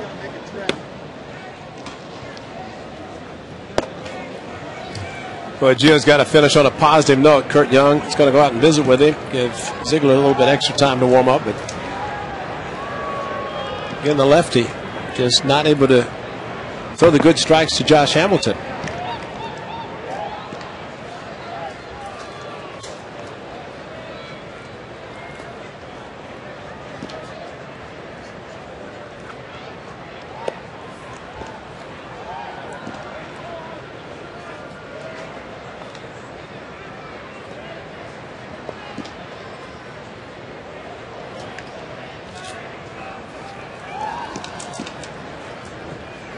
So the meeting is over.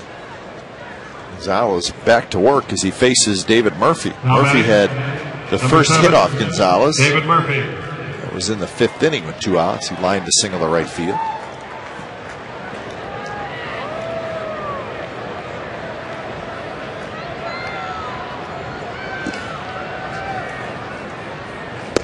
There's a good fastball down around the knees for a strike. See the delivery more over the top with the delivery, and maybe something that he needs to do against the lefties.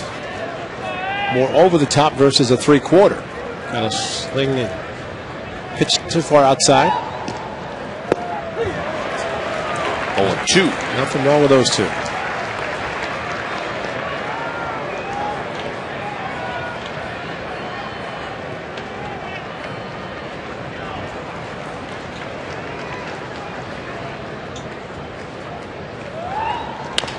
Bounce toward Ellis. Gets the big hop.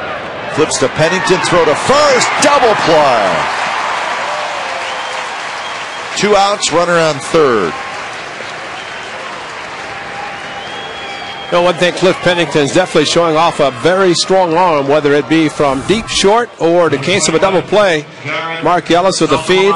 Cleared himself. Got out of the way of the slide of Hamilton. Hamilton goes after him. But Pennington able to let go and threw it hard. A couple of former teammates in Sacramento now playing in the big leagues and turning the double play. So now Gonzalez will try to get Saltalamacchia out and continue to keep the Rangers off the board.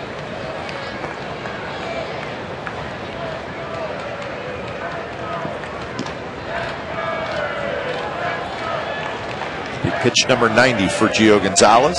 It's way outside, 2-0. Tell Gio tried to overthrow that one a little bit.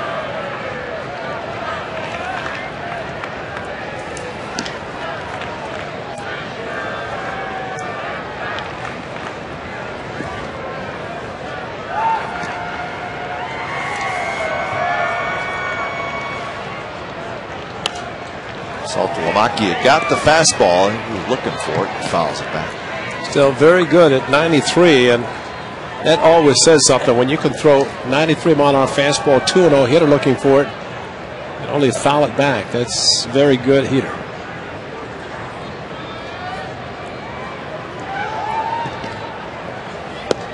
Now 3-1. Elvis Andrus, the right-handed hitter, waits in the on-deck circle.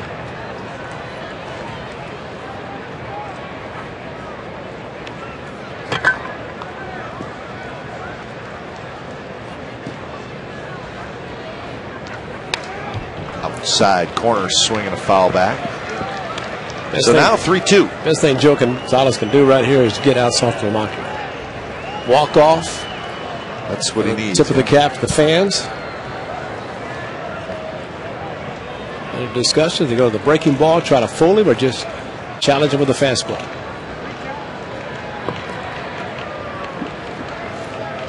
Either or, that's pretty much it for Gio Gonzalez. He's got those two pitches, and they're both working and have been working very well tonight.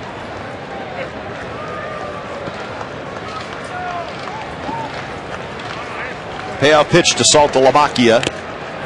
Just got a piece of it. That's a great challenge.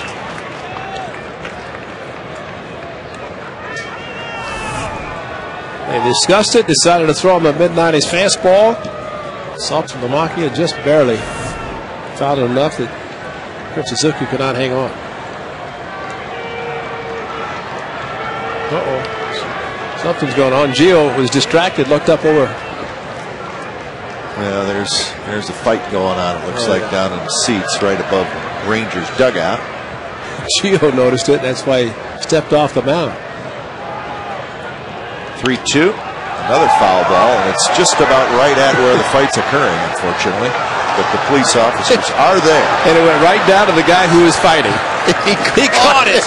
No way. Yes, he did. Oh, my God. Yes, he did. The security guards, police officers have everything under control.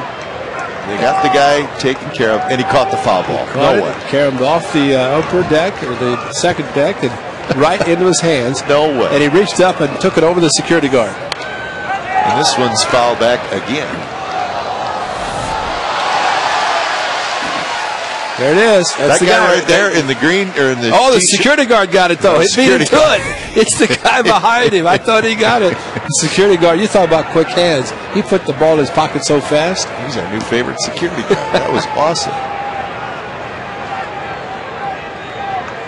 Another 3-2.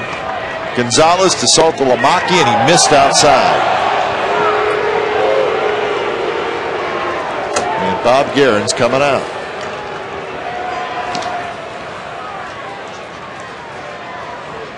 So pitch number 97 is the last for Gio Gonzalez as he walked Saltalamacchia. So he could not get through the seventh, but he goes 6 2/3. Very good innings. Ziegler comes in. Gio Gonzalez is done for the night, and he will get a big ovation and well-deserved. Ziegler coming in.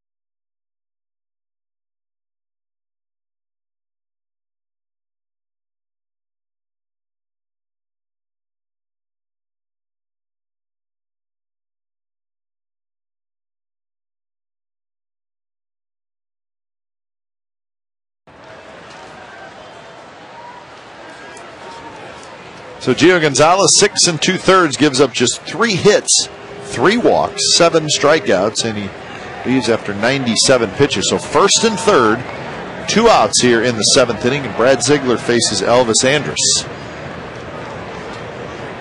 First pitch is a bit low.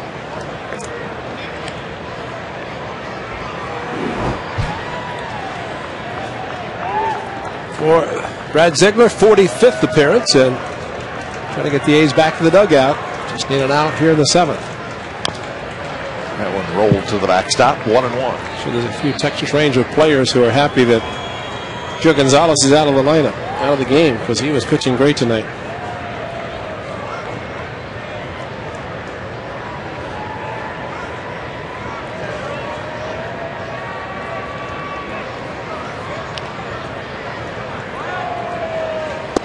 Two and 1 now to Andrus, who's 0 for 2. Line out to short, and then Cliff Pennington made a nice play. So Andrus 1 for 5 in the series. Good pitch there. 2 and 2.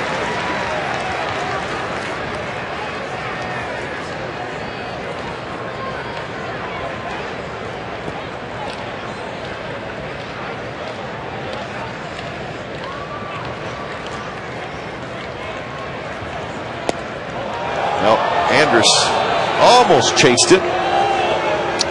But because of the velocity, he was able to start and stop his swing. That's a difference in the way Gio was pitching tonight. Of course, Brad Ziegler, with his delivery, is not able to throw as hard, so he started the swing, but able to hold up once he recognized the slider, and the pitch was outside. 3-2 is rolled foul.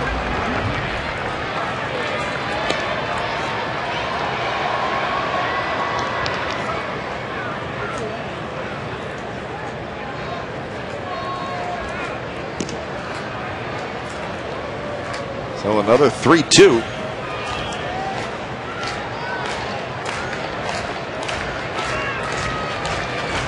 Swing and a miss. He struck him out. Ziegler gets the big out, and the Rangers strand a pair. 7th inning stretch from the Coliseum. 4-0 A's.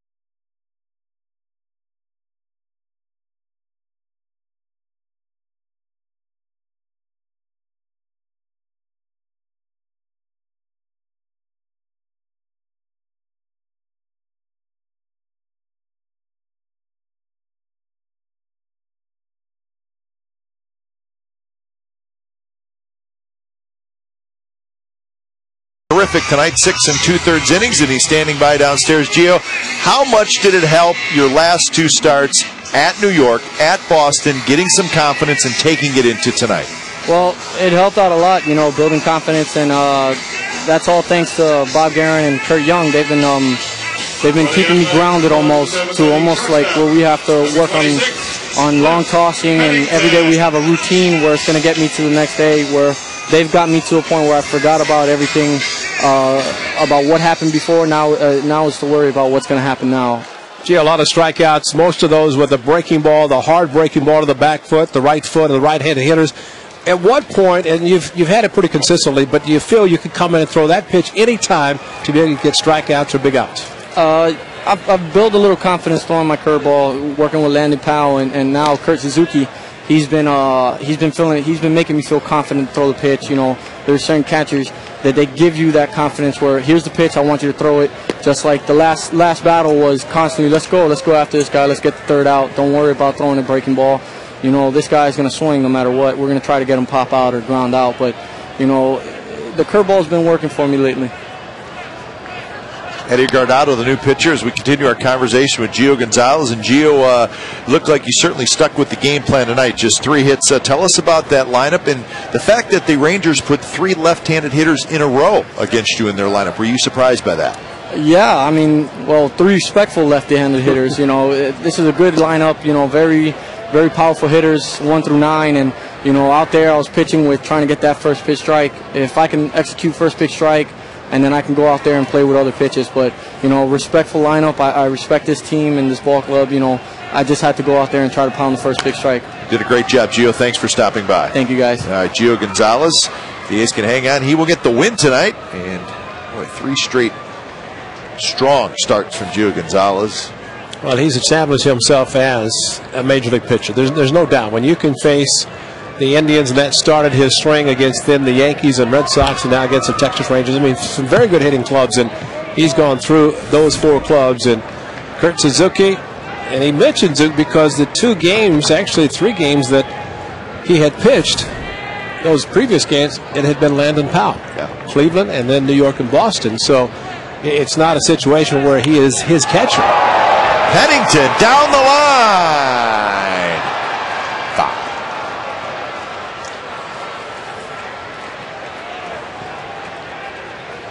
Eddie Guardado, appearance number 900, and Cliff Pennington almost took him deep.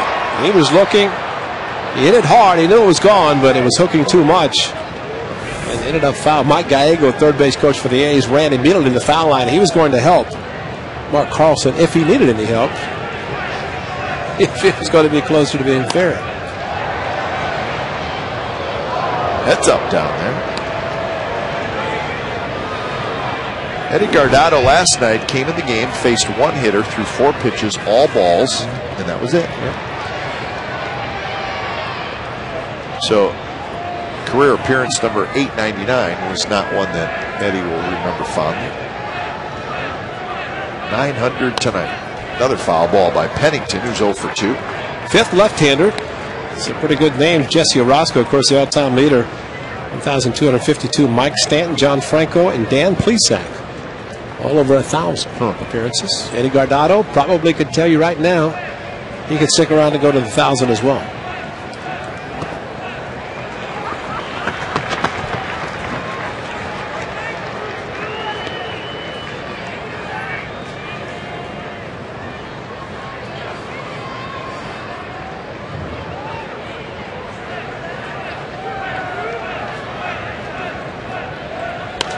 Another foul ball. So it is now a 12-pitch at bat. Guardado and Pennington.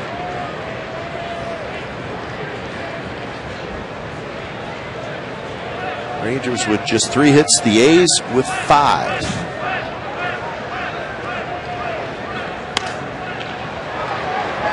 It is now a 13-pitch at bat.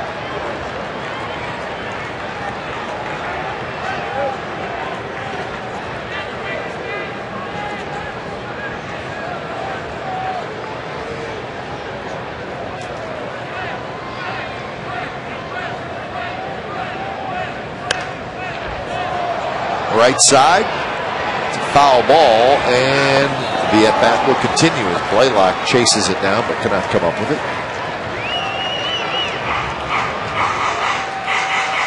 How do you like to see young hitters have at-bats like this, where they battle?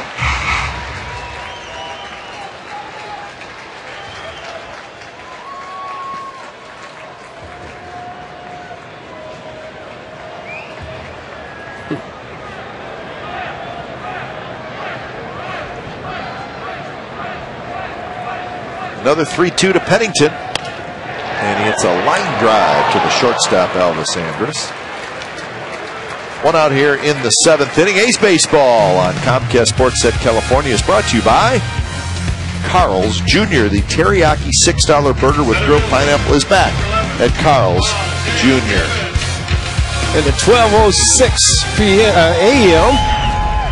on St. Petersburg Wednesday morning, Evan Longoria just won it for the Tampa Bay Rays. Longoria, a 2-run homer off Saito in the 13th inning. So the Rays beat Boston 4-2 in a crazy game. It's the final, folks. We wouldn't lie to you. Told you.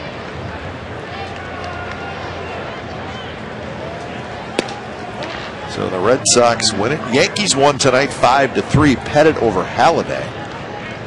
Teixeira, his 27th home run. So both the Yankees win. Or I take that back. The Yankees win and the Red Sox lose. So it's now a game-and-a-half lead for New York in the AL East. Tampa Bay, even with the win, stays 5.5 back. So the Rays in 13 over the Red Sox.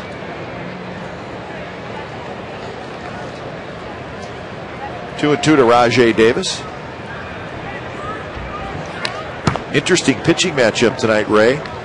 In the Orioles-Tigers game, Baltimore won the game 8-2, but heard a lot about a young man drafted very high last year for the Orioles, Brian Matus. I think that's the way they pronounce his name. He was like the 3rd or 4th overall pick last year.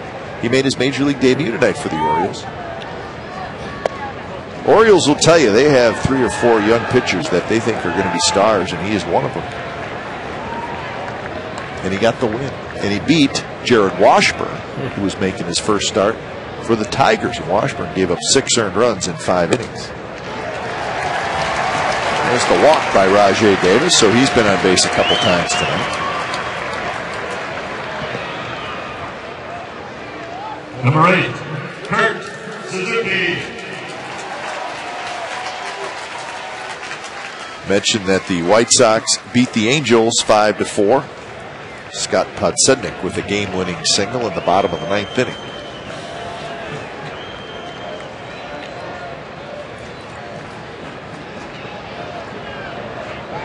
Rajay was leaning.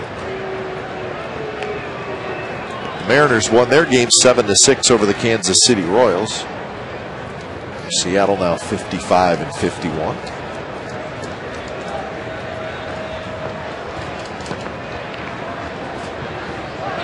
Davis goes. Saltalamakia's throw is just a little late, and it rolls away from the shortstop Elvis Andrus, and Rajay Davis has a stolen base. He's making up for not stealing a few bags over the weekend, and had 3 tonight, so they're doing it. Rajay with a big lead, even better jump, and Saltalamakia no chance.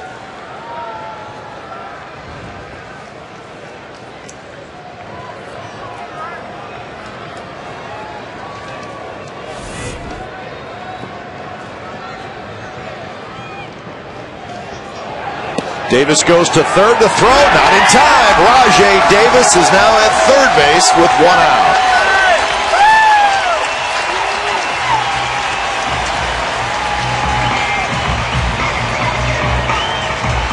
Four steals for the A's tonight. There's not anybody holding them close. And Rajay just said, "You give it to me, I'll take it." Now the infield has to come in. So are we seeing another possible Rajay run?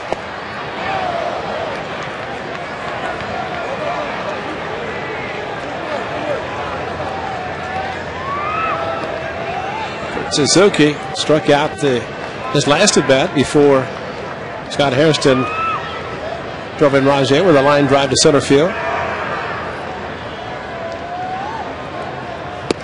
Just off the plate, 2-2.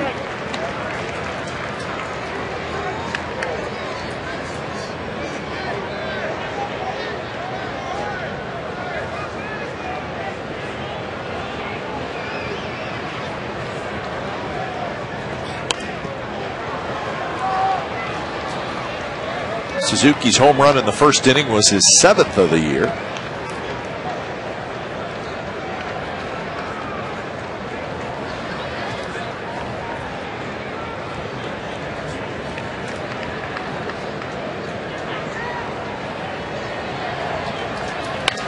That's a liner right at the second baseman, and that's going to be no.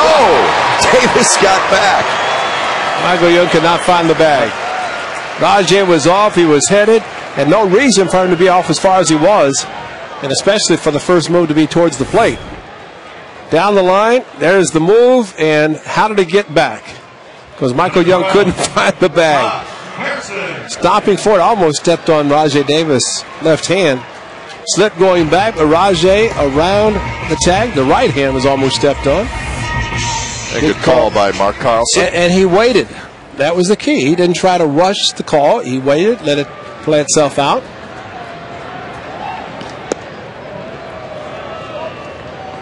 Well, Kurt Suzuki does everything right,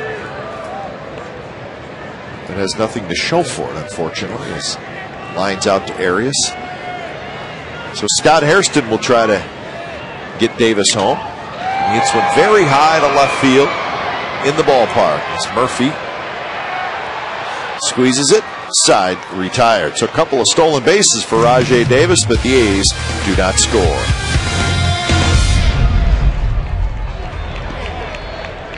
The A's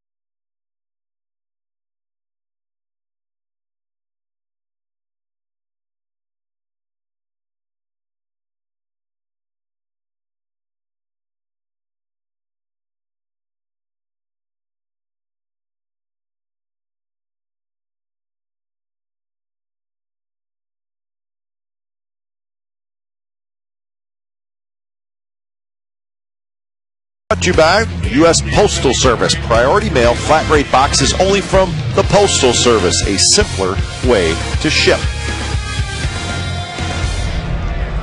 Some changes for the Athletics. Eric Patterson comes in the game in left field. So Scott Hairston is out. And Ryan Sweeney comes in the game in right field. Jack Cust is out. So your outfield is Patterson in left, Davis in center, Sweeney in right. Jack's got to be thinking how many times the Gold Glove outfielder taken out of the game for defense. On the ground toward third where Crosby has it, and that's the first out is Joaquin Arias. It's 0 for 4. Should we show that great catch off the bat of Andrew Jones? And looked like good play to me. Number 10, Michael Young. Michael Wurtz, he was the winning pitcher last night. Question is, does Craig Breslow go 5 games without getting in a game? He didn't pitch against Toronto. He didn't pitch last night. He must have not been asked because he never says no. Young slices one down the right field line. The ball sticks at the base of the wall. Young's going to have a double.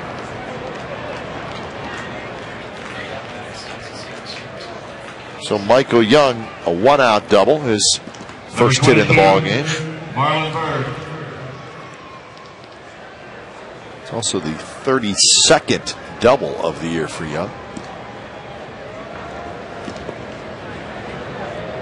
It's Doug Mathis, the right-hander, warming up for Texas. Marlon Byrd steps in against Ziegler. Fastball runs outside. Byrd is 1 for 3, a single and a couple of strikeouts in the ball game.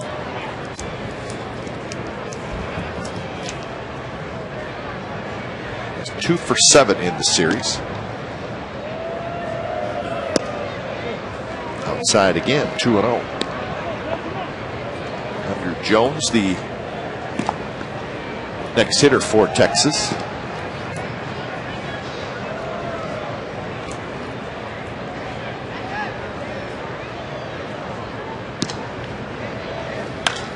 Shot to right field. Sweeney coming in, and did he catch it?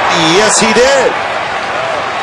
No, they're pointing that it hit the ground, and that's Bob Davidson. I thought he was pumping his arm, meaning it was an out, but he was actually pointing to the ground to say that it hit the ground.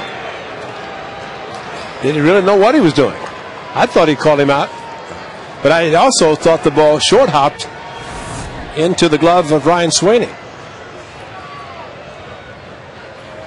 And it did. Good call by Bob Davidson.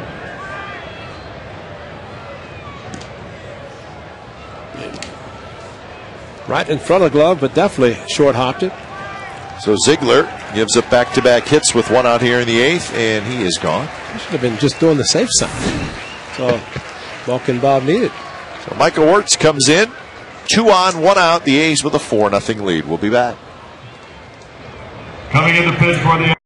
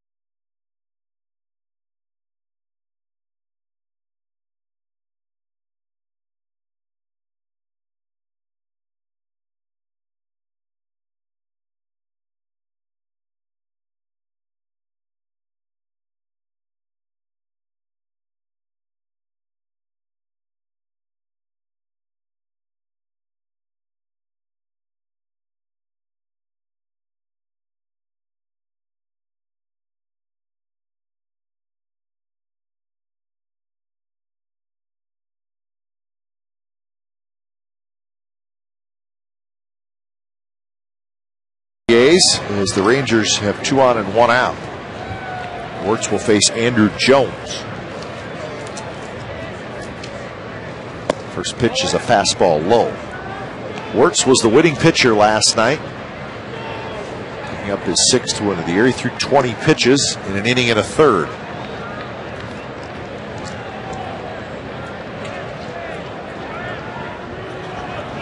In the dirt, 2-0.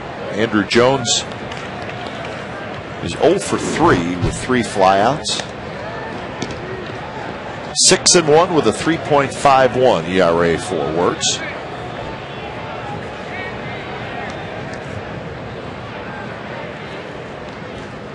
Strikeout totals have really gone up the last month and a half or so.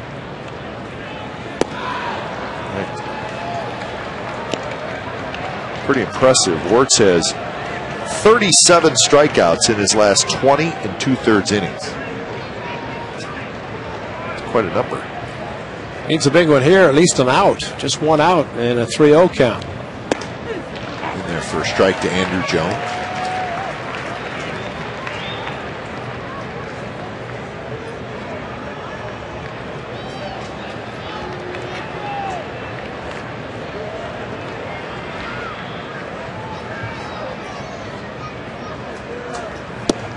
Outside corner strike, 3-2. Thought he's going to throw him a slider, and he did throw him another fastball. And now he's got Andrew Jones wondering. It's a pitch that normally he'd be driving to right field. He's got to be thinking he's going to do it again. Is he going to throw the slider? And I'm going to swing at a pitch, thinking it is the slider. Swing over it for strike 3. Young at second, Bird at first. Decent speed on the bases for Texas. Power left-hander in the on-deck circle. Hank Blaylock, and of course the 3 lefties start coming up, or at least are in the order following Jones. There it is. Jones went around on the slider. 3-2. Wirtz threw it, and Jones missed it. He just knew, and from the hitter standpoint, it's a horrible feeling because he took 2 fastballs and then had to be thinking, is he going to throw a fastball? Here comes a slider. Checked his swing. Called by the home plate umpire. It's an almost impossible pitch to lay off. In that case, it was ball 4, but he just could not stop his swing. First pitch to Blaylock is a strike.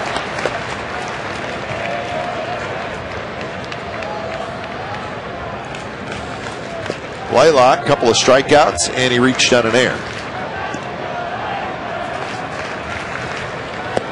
Swing and a miss. Another slider, 0-2.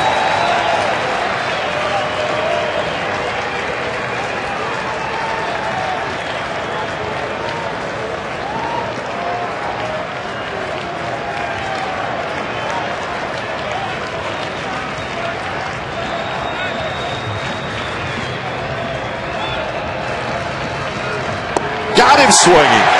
Unbelievable. Wirtz faces 2 hitters, strikes them both out swinging with sliders, and he continues his terrific season. Michael Wirtz does the job and keeps the Rangers off the board.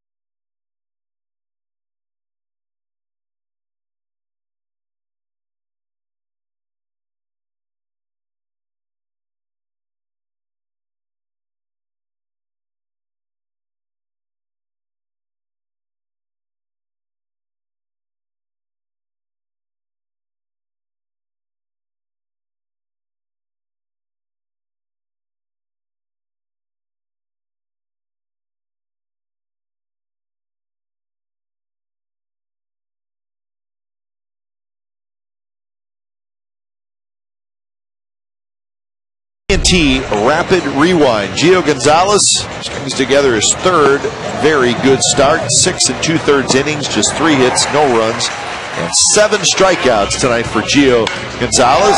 A's got on the board early. First inning, Kurt Suzuki, his 7th home run of the year. Gave the A's a 1-0 lead. Mark Ellis, a couple of RBI hits. That one, and a little help as it hit the bag. It was in the 2nd inning. Little defense from Jack Custon right. Up against the fence, taking extra bases away from Andrew Jones. AT&T, the nation's fastest 3G network. AT&T, your world delivered. New pitcher for the Texas Rangers, it's Doug Mathis. 0-5-1 for Texas, 4-5-1 for the A's. So Mathis, the right-hander. But Holland, Jennings, Guardado, and now Mathis.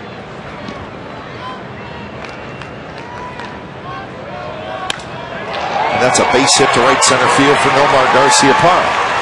So Nomar has his first hit tonight.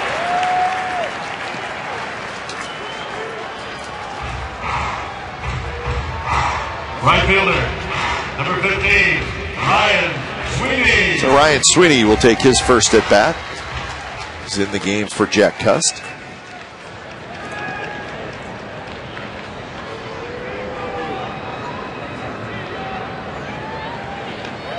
Inside to Sweeney.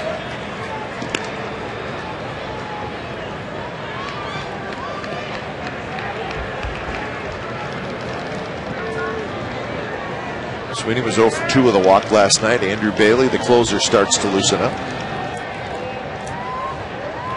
I don't think he cares that it's not a save situation. He just wants to get in the game.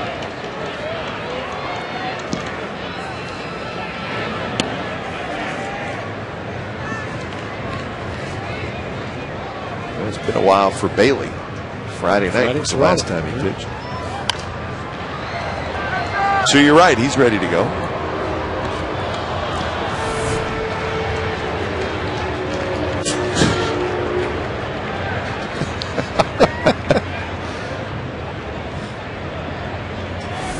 That's ready, man.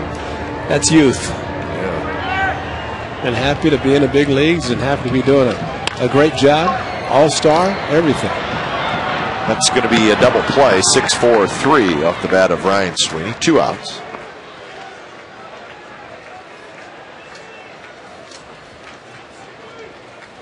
First baseman, number 21, Tommy Everidge. And Tommy Everidge will hit. Well, in the top of the 9th inning, scheduled hitters for the Rangers are Hamilton, Murphy, and Saltalamacchia. If any one of those guys were to get on, Elvis Andrus. Strike call to Everidge. Tommy time tonight, 1 for 2, a double, a walk, and a strikeout. And a quick 0-2 from Doug Mathis.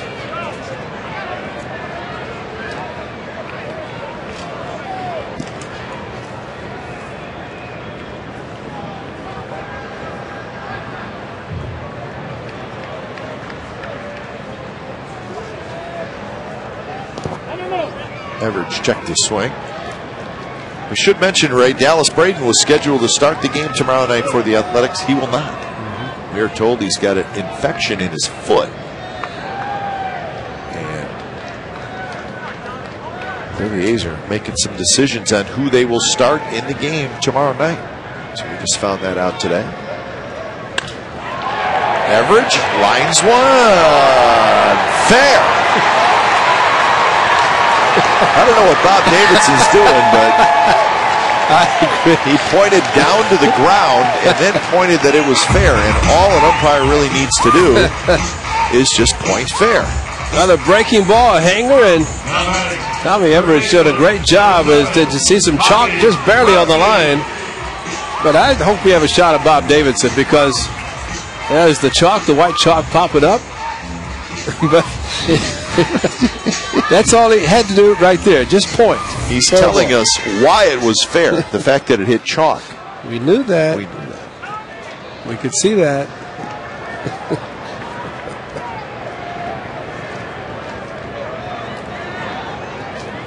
So Everidge with a couple of doubles tonight, both to right field.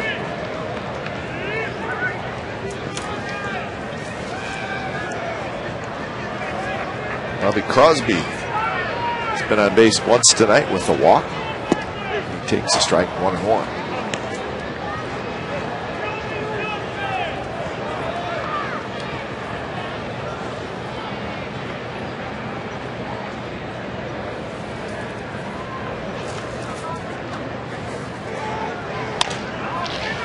Bounced in the hole. Andrus, he's not going to have a play, and it'll be a hit for Crosby.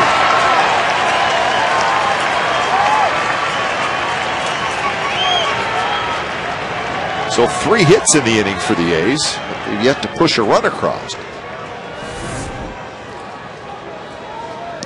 Very good play by Elvis Andrus, just to at least catch the ball, started to throw, and thought maybe Tommy Everidge would be around in the back too far.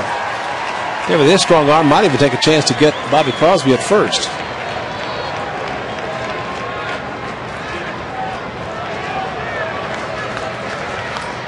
So Mark Ellis already has 2 RBIs tonight, and now he's got a chance for more.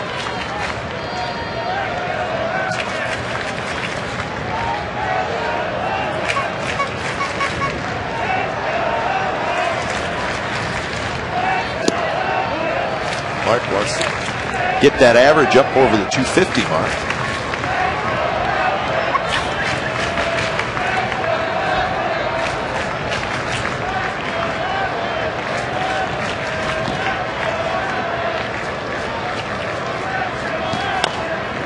Big bouncer.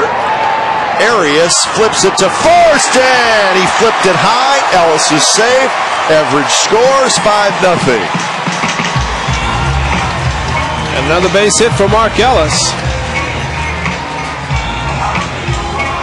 Arias just could not make an accurate throw. Mark Ellis just found the hole on the right side. Fastball, a little bit of a late swing. The high chopper, stop, spin, and throw. Okay, plenty of time, and that's kind of just maybe try to stop and make the 360 and make a strong throw versus a flip and trying to make an accurate throw that way. So Mark Ellis would take a 3-hit night.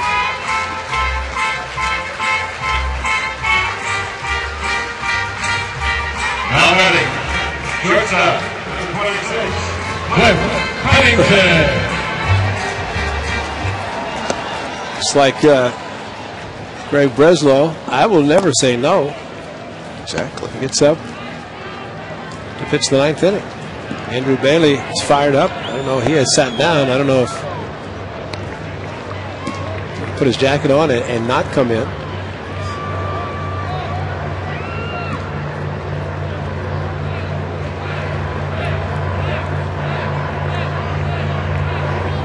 Pennington takes a little bit low, 2-0. So 4 hits in the inning for the A's, and they've added a run, 5-0.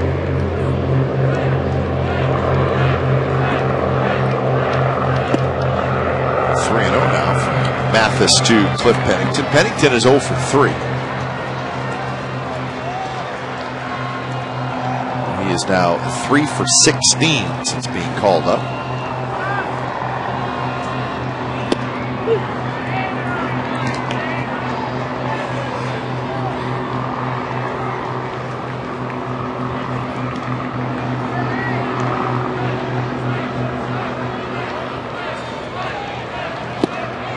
Miss, and now it's 3-2. So 3-2, 2 outs. The runners will be off with the pitch.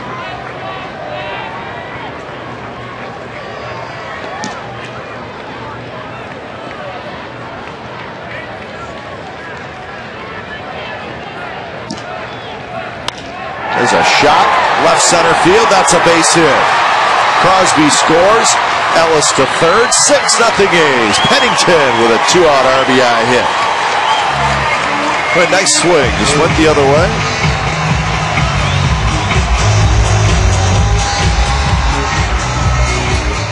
A very good swing. Of course, he's battled. He battled Eddie Guardado in his last at bat.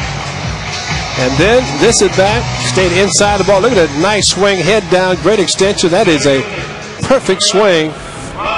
by Cliff Pennington. First run batted in of the season. Came up when Orlando Cabrera was traded and been on lineup ever since. Rajay Davis bounces one right back to Mathis, who throws to first. Side retired. A couple of runs for the A's here in the bottom of the A's, so they will take a 6-0 lead into the ninth. Ladies and gentlemen, join us Thursday, August 6th.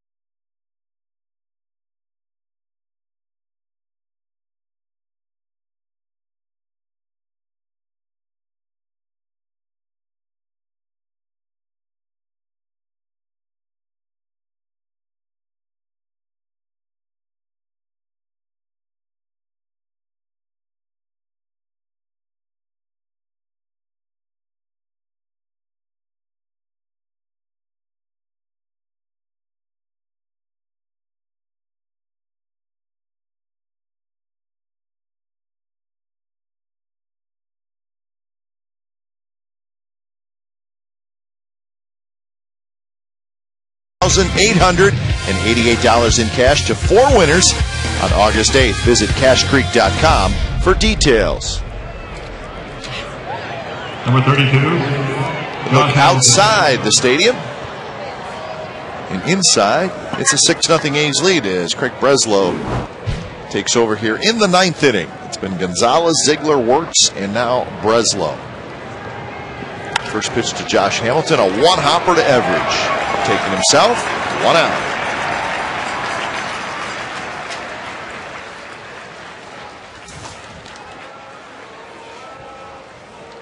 So Craig Breslow, Number 7. as Ray mentioned earlier, has had a little bit of a break. The last time Breslow pitched was Thursday. So you're right. Friday, Saturday, Sunday, Monday. 4 days off. Can't give him 5 days off. And that Thursday was in Boston. And David Ortiz got it. Yep, fastball.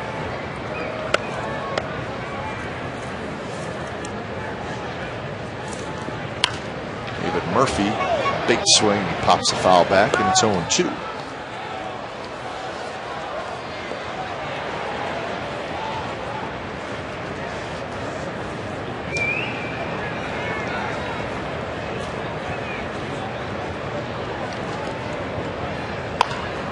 The ground ball, average way, stays down on this one, steps on the bag, 2 outs. So the A's 1 out away from making it 2 in a row over the Texas Rangers and evening up the season series at 5 games apiece. Number 21. Jared Salvadoria.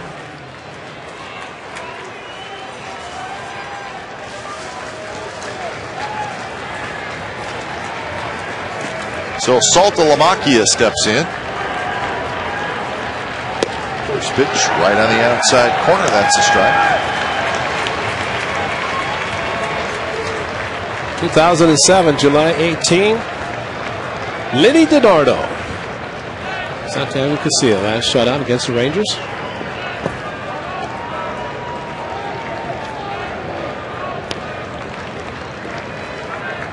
Saltalamacchia is 1 for 2 with a single and a walk.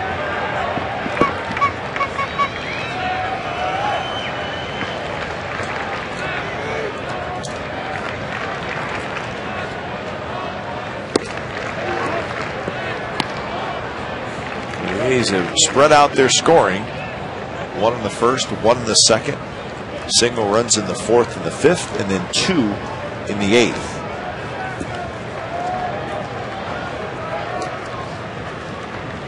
Swing and a miss. Good fastball by Breslow. And the count 2-2.